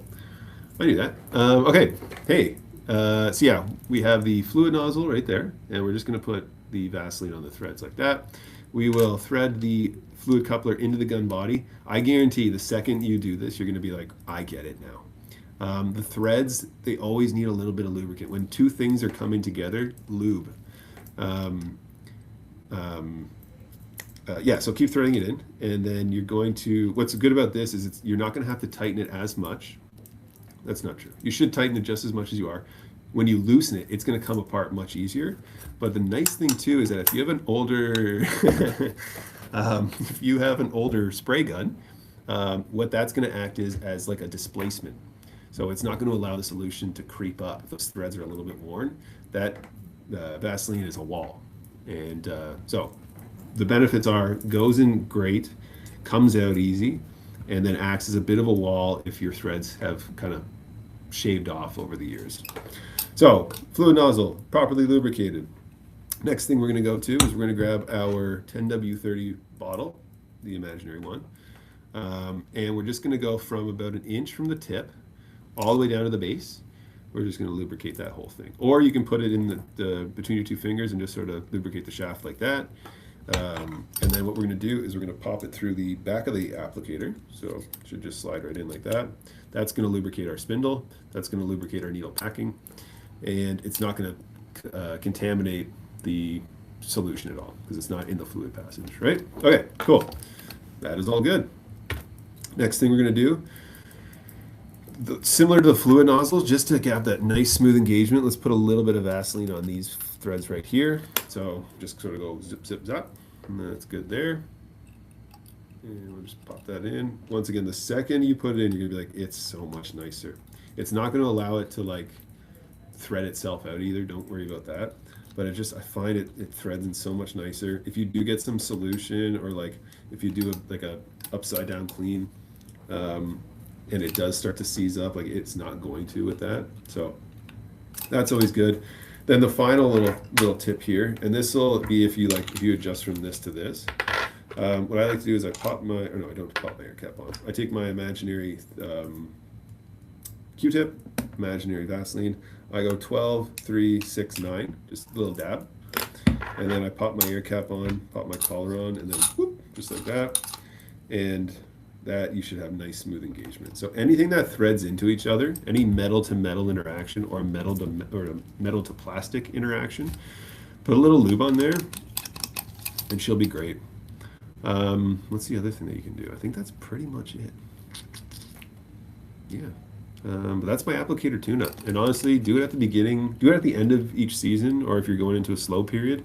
If you have something big coming up, do that as well. Like, just make sure that this thing is just absolutely buttery smooth. Cool. Let's see what else I have to talk about. I'm going to share my screen again. Share.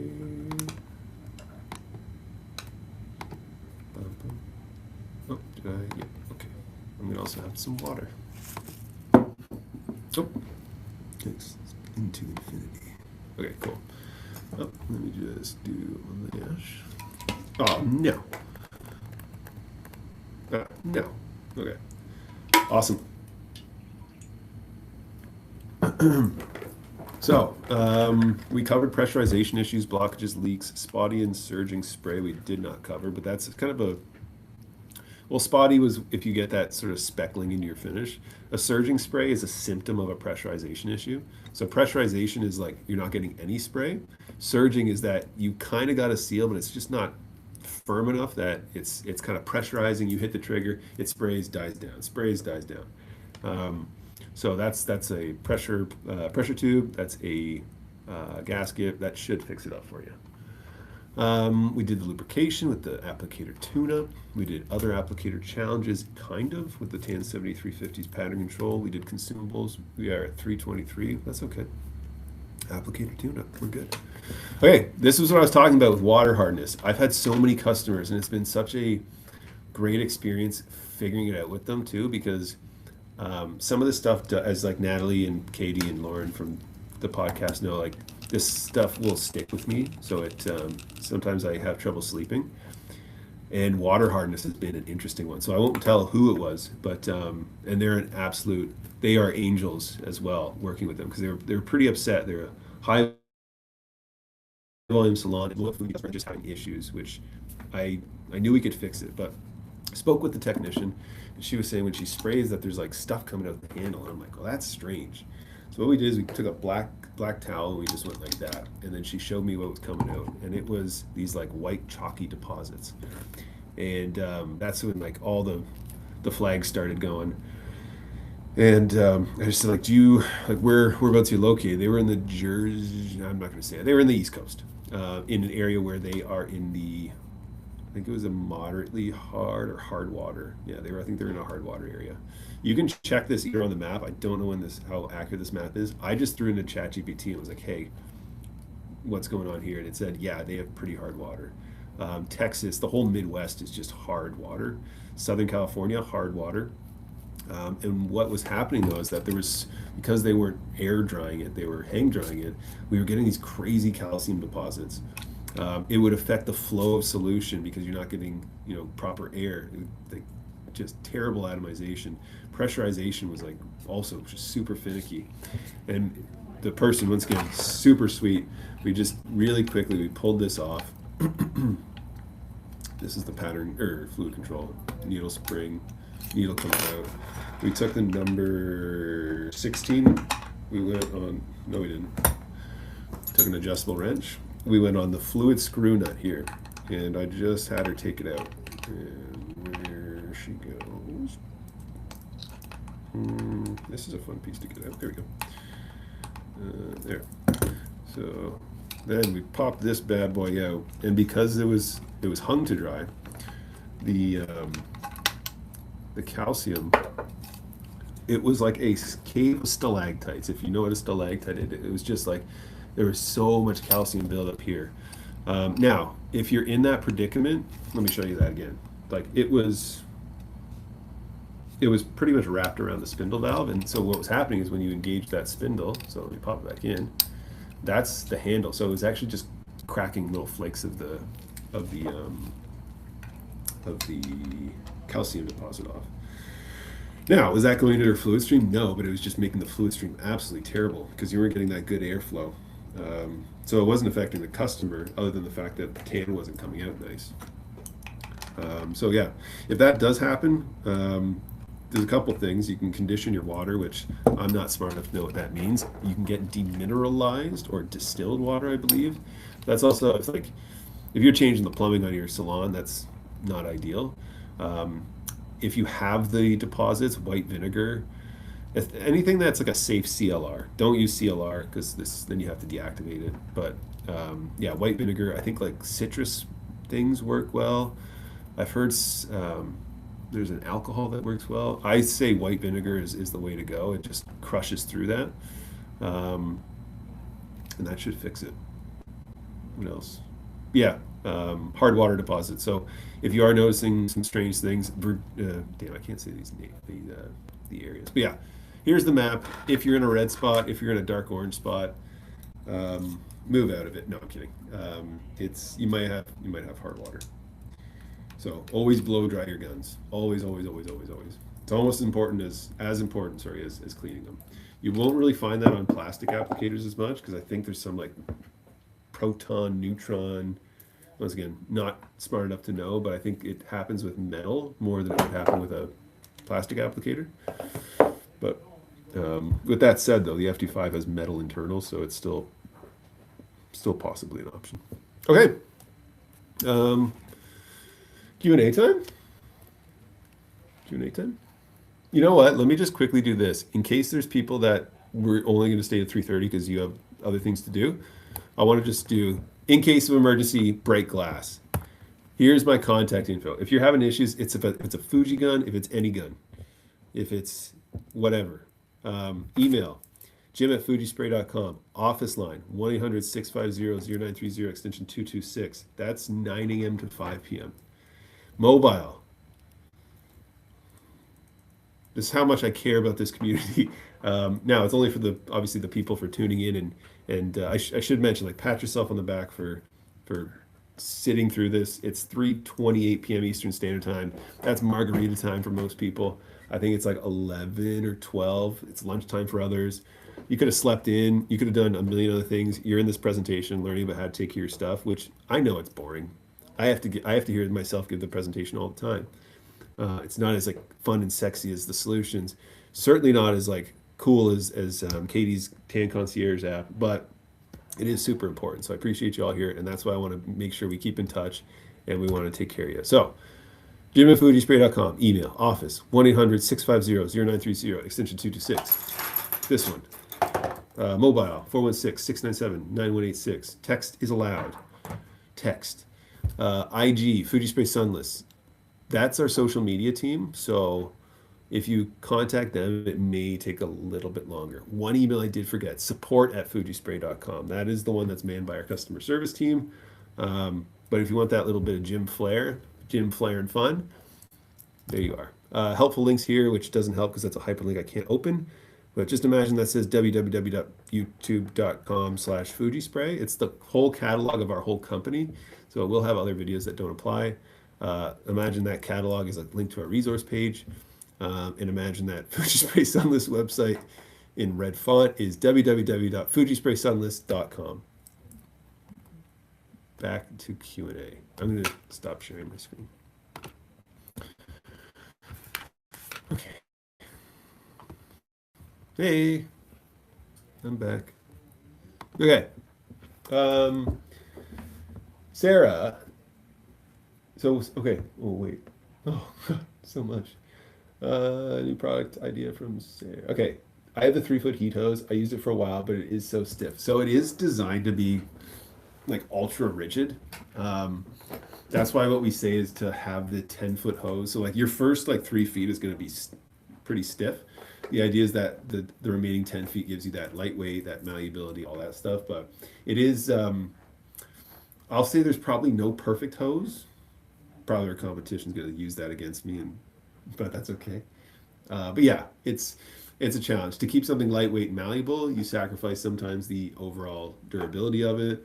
I know that the additives we put in the plastics of our hose are quite resilient. Also, the same whip hoses that we use in our sunless systems, we also use in our paint systems. So they're pretty strong. Natalie's going to come on after Q&A to facilitate. Oh, Natalie! Oh my God, I'm so sorry, I forgot. Oopsie. The only person that talks more than Natalie. Okay. Can you stop sharing the screen? Yes. How do you get the spray pattern knob removed on the T Pro if it's stuck? I think I can do this right now. Yes. Oh, does anyone want to see my coffee cup? Yeah, it's still not clean. Okay. Shout out Dopamine Podcast for those that know about that. Okay, anywho, no more goofing around. Phillips screwdriver. Phillips is the little X. We're going to take our Phillips, we're going to pop it in the Phillips screw, and you're just going to go beep and kind of break the seal. It's a small screw, so wait, show us again. I will after. Okay. Phillips screw comes out. Pattern control pops right off. Then you're going to have this little nut, and you're going to have this little brass insert. And we're going to go. Yeah, sure. I wish I got muscles sprayed on by Studio Golden. Yeah. Okay, so it's super easy to do, but you just put a adjustable wrench on the cutout there, and if you're staring at it like this, you're going to go this way. Once again, you just got to crack the seal. That's going to take this part out. This is a durable automotive grade paint gun. Don't worry about breaking stuff. It should, in theory, just go. Whoa. Let's try that again. Okay, it should, in theory, just go right out like that. But what's most likely going to happen is you're going to get this piece off, and this piece is going to be stuck in your gun, because that's why things aren't moving, right? So Not to worry. What you can do is take a little bit of white vinegar. Sometimes that'll break down the solution that's in there, or if there's like a calcium or what have you. So I would just take like an eyedropper, do a couple drops of white vinegar, wait for it to sort of disappear on the side, see if you get any movement. If not, here's the trick. This is what always works. People are like, okay, I'm just going to take pliers. But if you take pliers on brass, you're going to start bending it and all that nasty stuff. So what we do, we take our Phillips screw, we thread that back in. This is my little, oh, Jesus. Okay, what's going on? Yes, get a couple threads in there. Now instead of having something that's, you have to pull on like that, you got chooch, you got something to grip, go pop, pull that thing right out. Or you can take your pliers, which I don't have, imagine these are my pliers, you go like that, and then you can kind of just wedge it out like that. That, I think that answers the question, if it's stuck. Yeah, and then what you would essentially do is make sure there's no debris on this, clear out the cavity here, go in with a brush. If anyone wants a cleaning kit, send me an email. We'll get you, for coming, we'll get you a cleaning kit and one of our cute little applicator keychains. Yeah, essentially what you would do, 19-piece gun cleaning kit. The 19th piece is our lubricant. Yeah, you just get this out. Actually, that's not the one. You get this out, you can just kind of go in there, clean it out, get all the guts out. Then you're going to lubricate this with some Vaseline. When you put it back in, it should glide in a lot easier. What's nice too is if you can use this to dust for fingerprints on how someone used your applicator. I don't really know what the use of this is, but you do something like that. And then, yeah, when it's back installed, you just sort of remove your Phillips screw, which I just did off screen. So you're like that. You pop your nut in over there. That goes on. We're going to take our adjustable wrench, just cinch that up there. Pattern control goes on. The nice thing is it only goes on one way, so you'll just feel it. Where is it? Here. There it goes. Look at that, just like butter. Then Phillips screw nut goes on there. Okay, and that goes just like that. Okay, there you go. And then pattern control assembly on T Pro should be good to go.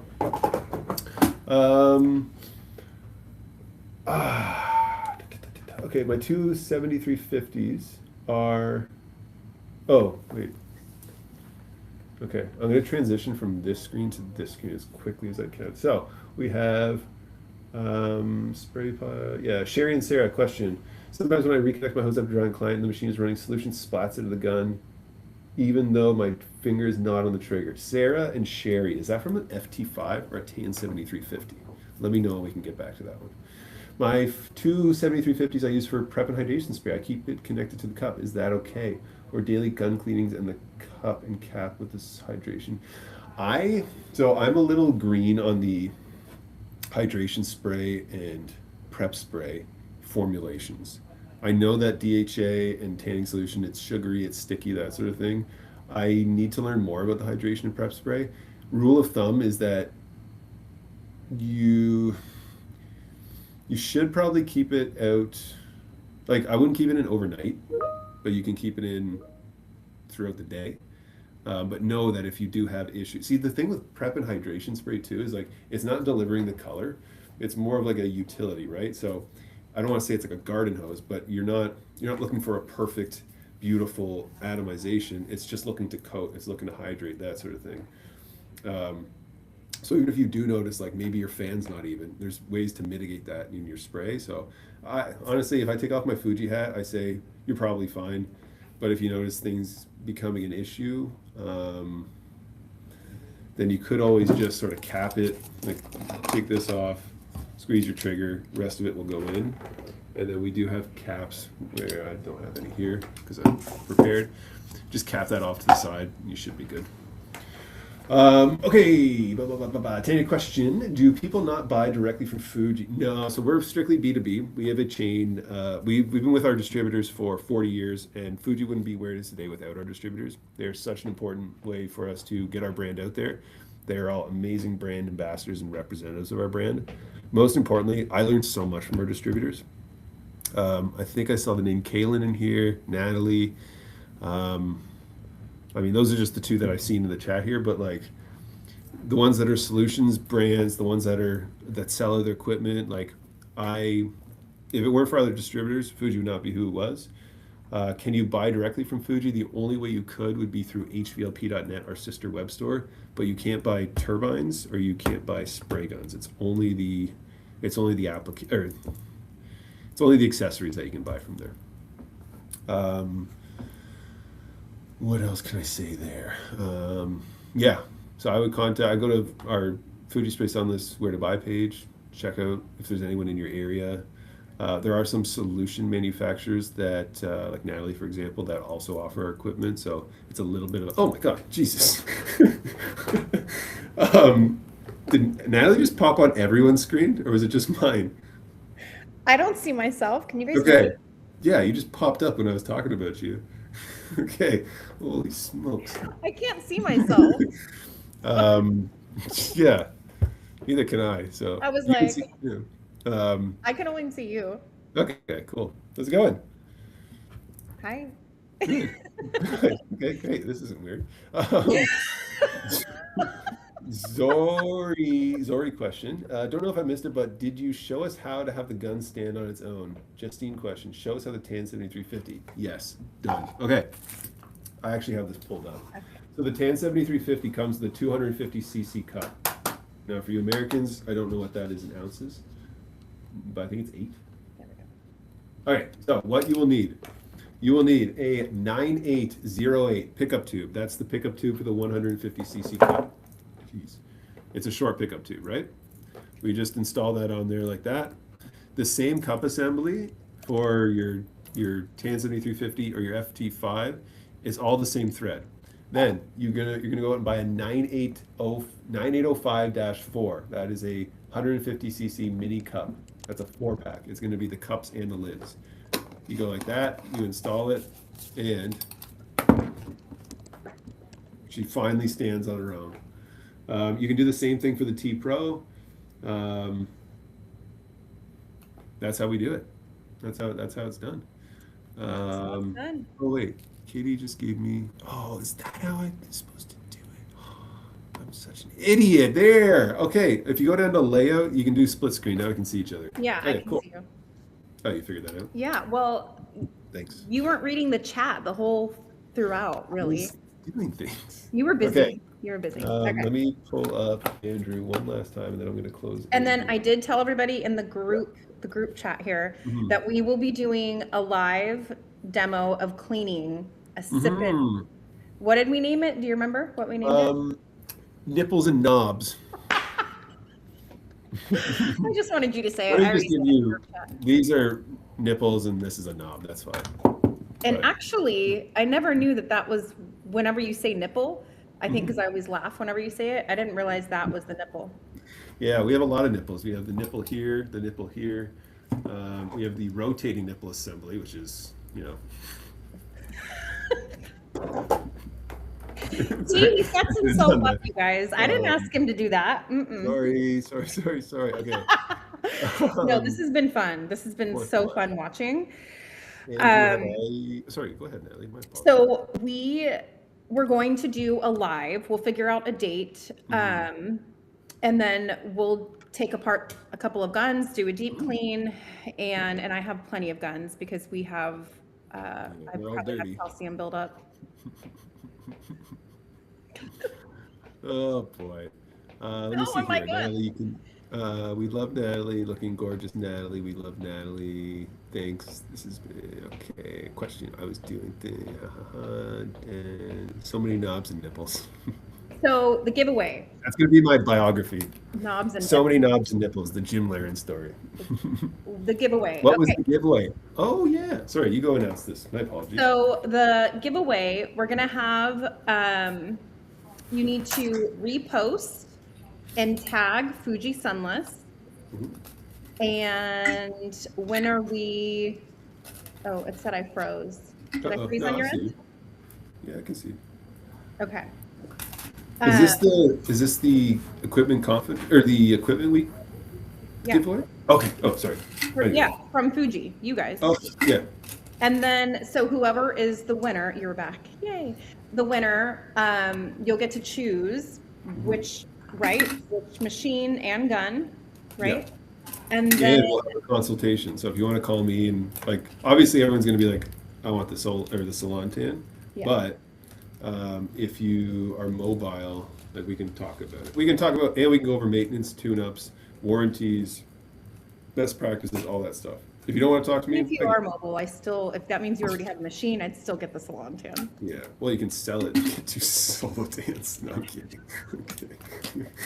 That's what I would do. I'm cheap. I mean, it was in my back of my head, but yeah, and I can help with you guys too. If you have any questions, I'm always happy to troubleshoot anything with you guys. What else? Oh, okay. So make sure you tag. So it's not going to be is it a double entry? And when are you announcing the winner? I thought we spun a wheel. I didn't know. Oh, you did? No, I could be wrong. Why do we need to tag? Could be wrong. Could be wrong. Katie? I don't know. Katie, help. You spin a wheel. Is there a wheel? There's no wheel. Oh, okay. You guys are cracking me up. You guys are Can you hear me? Yeah. Okay, so I think Father Fuji got so excited he forgot to mention the giveaway at the very beginning. Yeah. But that's okay because that's why everyone left. No, some people were already doing it. They know the drill. Go onto your stories, post anything about Fuji. It could be about anything from the session, anything about Fuji that you love. Tag them, but also tag me so I can see it and I can add your name to the wheel. Okay. And then, yeah, we can spin it live, or some people had to hop off, so I feel like we could just do it later on Fuji if you'd like, I'm totally or just fine. behind the scenes. Yeah, that works for me. I'm easy. Okay. Awesome. Oh my goodness. That's exciting. So exciting. Cool. And then the winner, so whoever does win, I'll also add in a quart of your choosing of solution. So, very nice. Very nice. Oh, I see. Let's do it live. Is that still? Okay.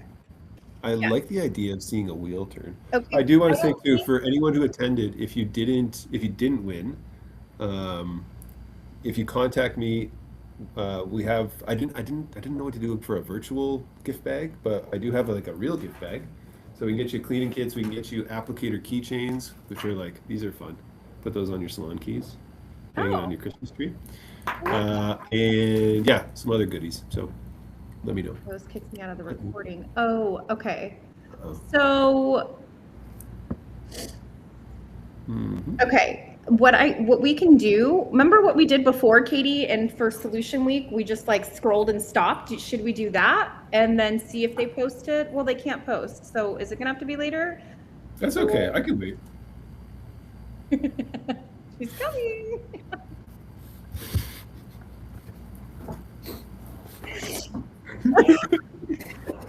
What, me talking to Joey in the background? Oh, we can't hear you. Right? Did you not attend the seminar, Katie, on how to use this? No, I'm kidding. Stop it. Now I'm going to blush. Okay, we could totally do that if you want to do that way, Jim. Like scroll and pick. I feel like everyone's been super interactive. Where do we scroll? In the chat. So she means like just do like it's not a real, Jim wants a wheel. Okay. Jim loves a wheel. Okay. He loves a good wheel. Honestly, we can wait. I just don't want anyone to be like, man, you know. What? Like I didn't get entered. I know. How do we make it fair? What's like the best? Oh, wheel. Okay. I think it's a resounding wheel. Everybody wants a wheel. Okay. Yeah. Wheel? We'll do the wheel. Any Fuji pick. Which means we'll need to extract the people from. Yeah. Oh, right. Okay. That's fair. Yeah. So it won't be able to be live. Unless you go live on your Instagram. You could do that. This is all. I just found out how to use TikTok. So. Are you on TikTok? I'm there. He's lurking in the shadows. Yeah. Putting out fires, if you will. Yeah. Have you ever seen the meme of that guy that's she's left? Gosh. What's that, Katie? Let me see if I can find it. Actually, you know what? I don't want to take up your time. I'm No, sorry. it's Okay. okay. I don't really have anything else to say. I This is appreciate good. everyone for coming. I guess I can be like a little sappy on the way out, which is, so I've been at Fuji for Don't 10 cry like years. me. Oh, Don't I'm going cry. to fall. 1 second, let me splash some water on my face. No, so so I've been at Fuji for 10 years, and it's been a wild ride. Emphasis on wild. Um, but I started in the woodworking industry, which I loved because it was super communal, and there was always people that were like really high up in the industry that would take me under their wing. I started when I was 24, 22, or 23, 24. I was really young, at least in the industry, because woodworking is typically an older group. But it was always awesome when people took me under their wing and like guided me, and I always thought like I'm going to use that as my sort of inspiration to pay it back or pay it forward. And the sunless industry is also very much the same way. When I started at Fuji, I'll be honest, didn't like the sunless industry because every time you guys called in, you were always angry. But now I get it. After speaking with people like Katie and Natalie and all of our great distributors and solutions brands and equipment brands and anything like that, it all makes sense now. And I think the stat is that it's the smallest segment of the beauty industry, but fastest growing. And that's awesome. So if we can keep the integrity in the sunless industry and any of the negative stigmas away of like orange and all that stuff, I think there's going to be a lot of great things to come from it. The only thing I will say is like do your due diligence in the solutions you buy, the services you provide, and the people you hire, because that is also a reflection on like the industry going forward. So, and it goes down to like gun maintenance. Make sure your stuff is clean. It's a tool that's being used on someone else's body, and your client's paying money, so they respect or they deserve that. But short thing I wanted to say was that like thank you, Sunless Industry. I know it's been like goofy with like the spray tan thing and the Father Fuji thing, which I do love. It helps my ego, but like it's been so much fun working with you guys, and I look forward to working with you guys in the future. Yeah, Yeah. that's all. And all the And above. now that you finally got your first spray tan, you Yeah. get it. Oh, It's I addicting. He's been telling me all week. I know what I did wrong though. It's like it because it looks great, but now it's starting to. He doesn't. No, you guys, this is what he said. Hold on. You said, he Yeah. goes, it looks like I've got a skin disorder. And I'm like, Yeah. where? Right here? And he goes, Doesn't it? yeah. I'm Yeah. like, it's time to scrub it off, baby. It's Yeah. time to scrub. I was Time for also a new told one. that I didn't put enough or Exfoliate. I don't moisturize. Can I tell you a funny thing actually? We got time. We got 26 people. You want to hear the story of okay. No judgment. None. But I go into the tan and I'm taking okay, Fuji is not a representative of this story at all. But I I realized quickly into the day that I forgot to cut my toenails. So wait. Then I'm like, I tell people at work, and they're like, "Well, just look at it as like a business thing where you're trying to figure out more about the industry." I'm like, "Perfect. I'm going to keep my socks on." For anyone who's in Canada that's gone like tobogganing or anything, like, You kept your socks on during the. no, just wait, Oh just my. wait. So then I go, and if you're ever in Canada or anywhere with snow and you have like snow boots on, sometimes when you like go tobogganing or skiing or whatever, the sock will slip off, and you can kind of feel that weird feeling in your shoe.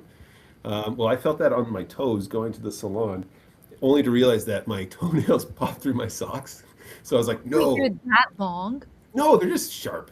Um, Well, what do you so do? Are they at like a point? yeah, so I can like climb walls by kicking them. No, I can't believe I'm telling this story. So I quickly realized that my sock plant I can't do. Then Stephanie, being the absolute angel she is, she's like, "So do you have dry skin or anything like that?"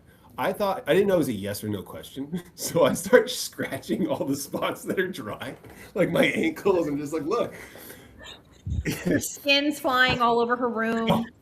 dust. And then I get my spray tan, and then I didn't realize too that she has to wipe your nails down, so like she's wiping down my rafter talons. It was yeah, it was bad. But Oh that my also like God. it was nice. It was a good experience, you know. now it's like, you know, when guys are like, you know, wallet, keys, phone. Mine's like wallet, keys, phone, toenails. Toenails. Yeah, Wait, that was better than my sock story. Wearing yeah, socks in the pool. because your big feet. Like,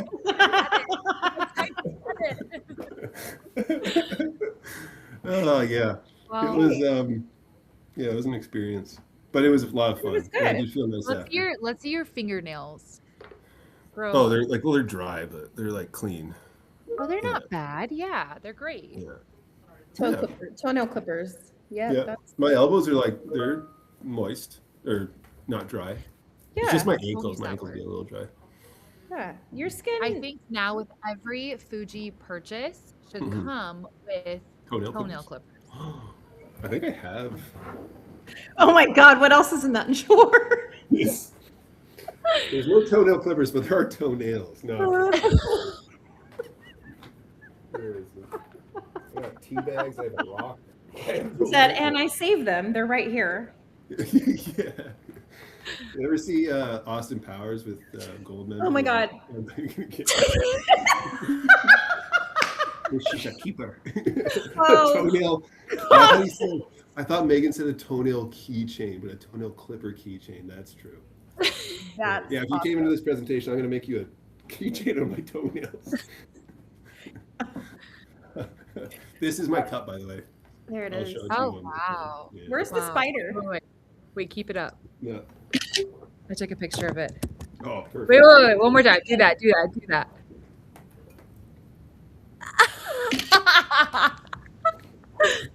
Oh, Yeah. No, the man. spiders were in the. Oh, they're not spiders. Oh, yeah, they are spiders. Let's see 'em. Yeah, they were these little guys. Oh my gosh. Little visitors. Yeah, honestly, they're taking a nap. Yeah, I mean a forever nap. Awesome. Well, this was amazing. I was honestly, I got to be completely honest. I can't believe there's still 26 people listening to me. I was not having the best day today, and this Aw. why I also love the sunless industry is because like I always end with smiles when I talk to you guys. So I told appreciate you as soon as we came on. it. Yep. That Yep. Oh wait, what's that little? Yeah. yeah. Is it this or is it this? I just okay. Filter. Or Tell me why Tom was coming in bed the other day and he said something like so clever and I did that to him. He was like, "What the fuck are you doing?" Is that like mini applause?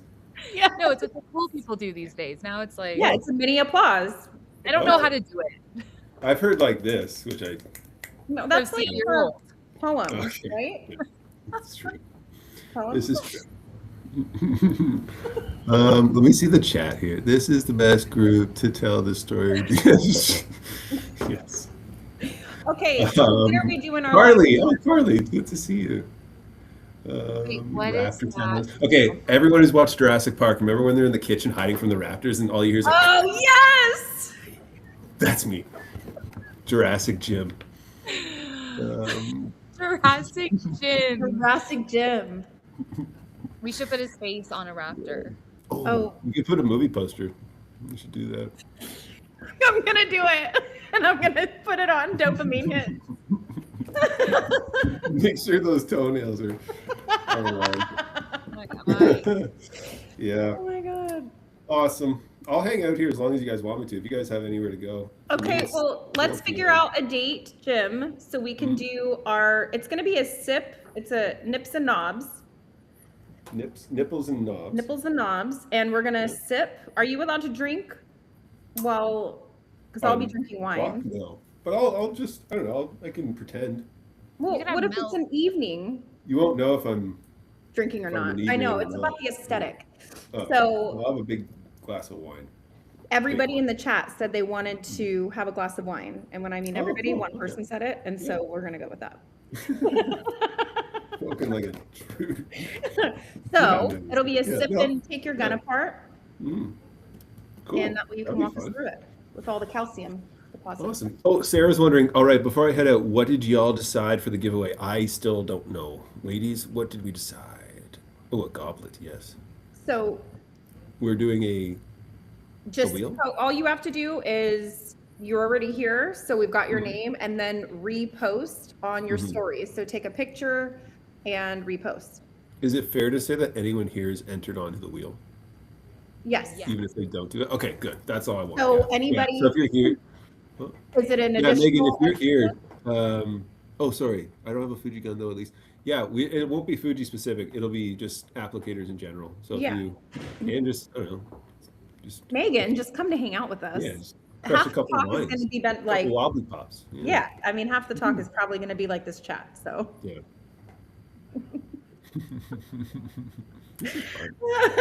This must be the only industry where drinking and gun handling is not frowned upon. That is, Oh my God, that was actually very clever. Carly, that's I'm very going to true. use that in the marketing Yeah. for this. Fuji spray. Like, no. With Jim as a dinosaur and his Yeah, talons, with my raptor talons. raptor talons. I'm making it. Yeah. This is so fun. Yep. Well, thanks for Awesome. having me. Yeah, this is fun. I can't believe I shared that story. I'm so glad you did. This is a good reason to stick to the end of the presentation during equipment week because you never know. You what never might know. hear. You never know. Never Never know. know. All right, you guys. Cool. This feels sad. Now I know why Katie cried at the end of her presentation. It's a bit of a bummer. You just love the sunless industry. That's what it I is. do. I know. Honestly, you had me at Father Fuji. I'll be No one's going to top that. drink, sip, and shoot. Nice. I think I went to a place in Vegas that was called that. No, like a gun range, Natalie, not a. Okay. Okay, we don't know. We never know with you, Jim. Yeah. Abu's frowning upon you back there. Yeah. Okay, do I have calls coming? You don't have anything else going on. I have a 4 p.m. call with a customer right now. The troubleshooting Okay. call. See? Well, we love you. Sunless and industry never sleeps. Never.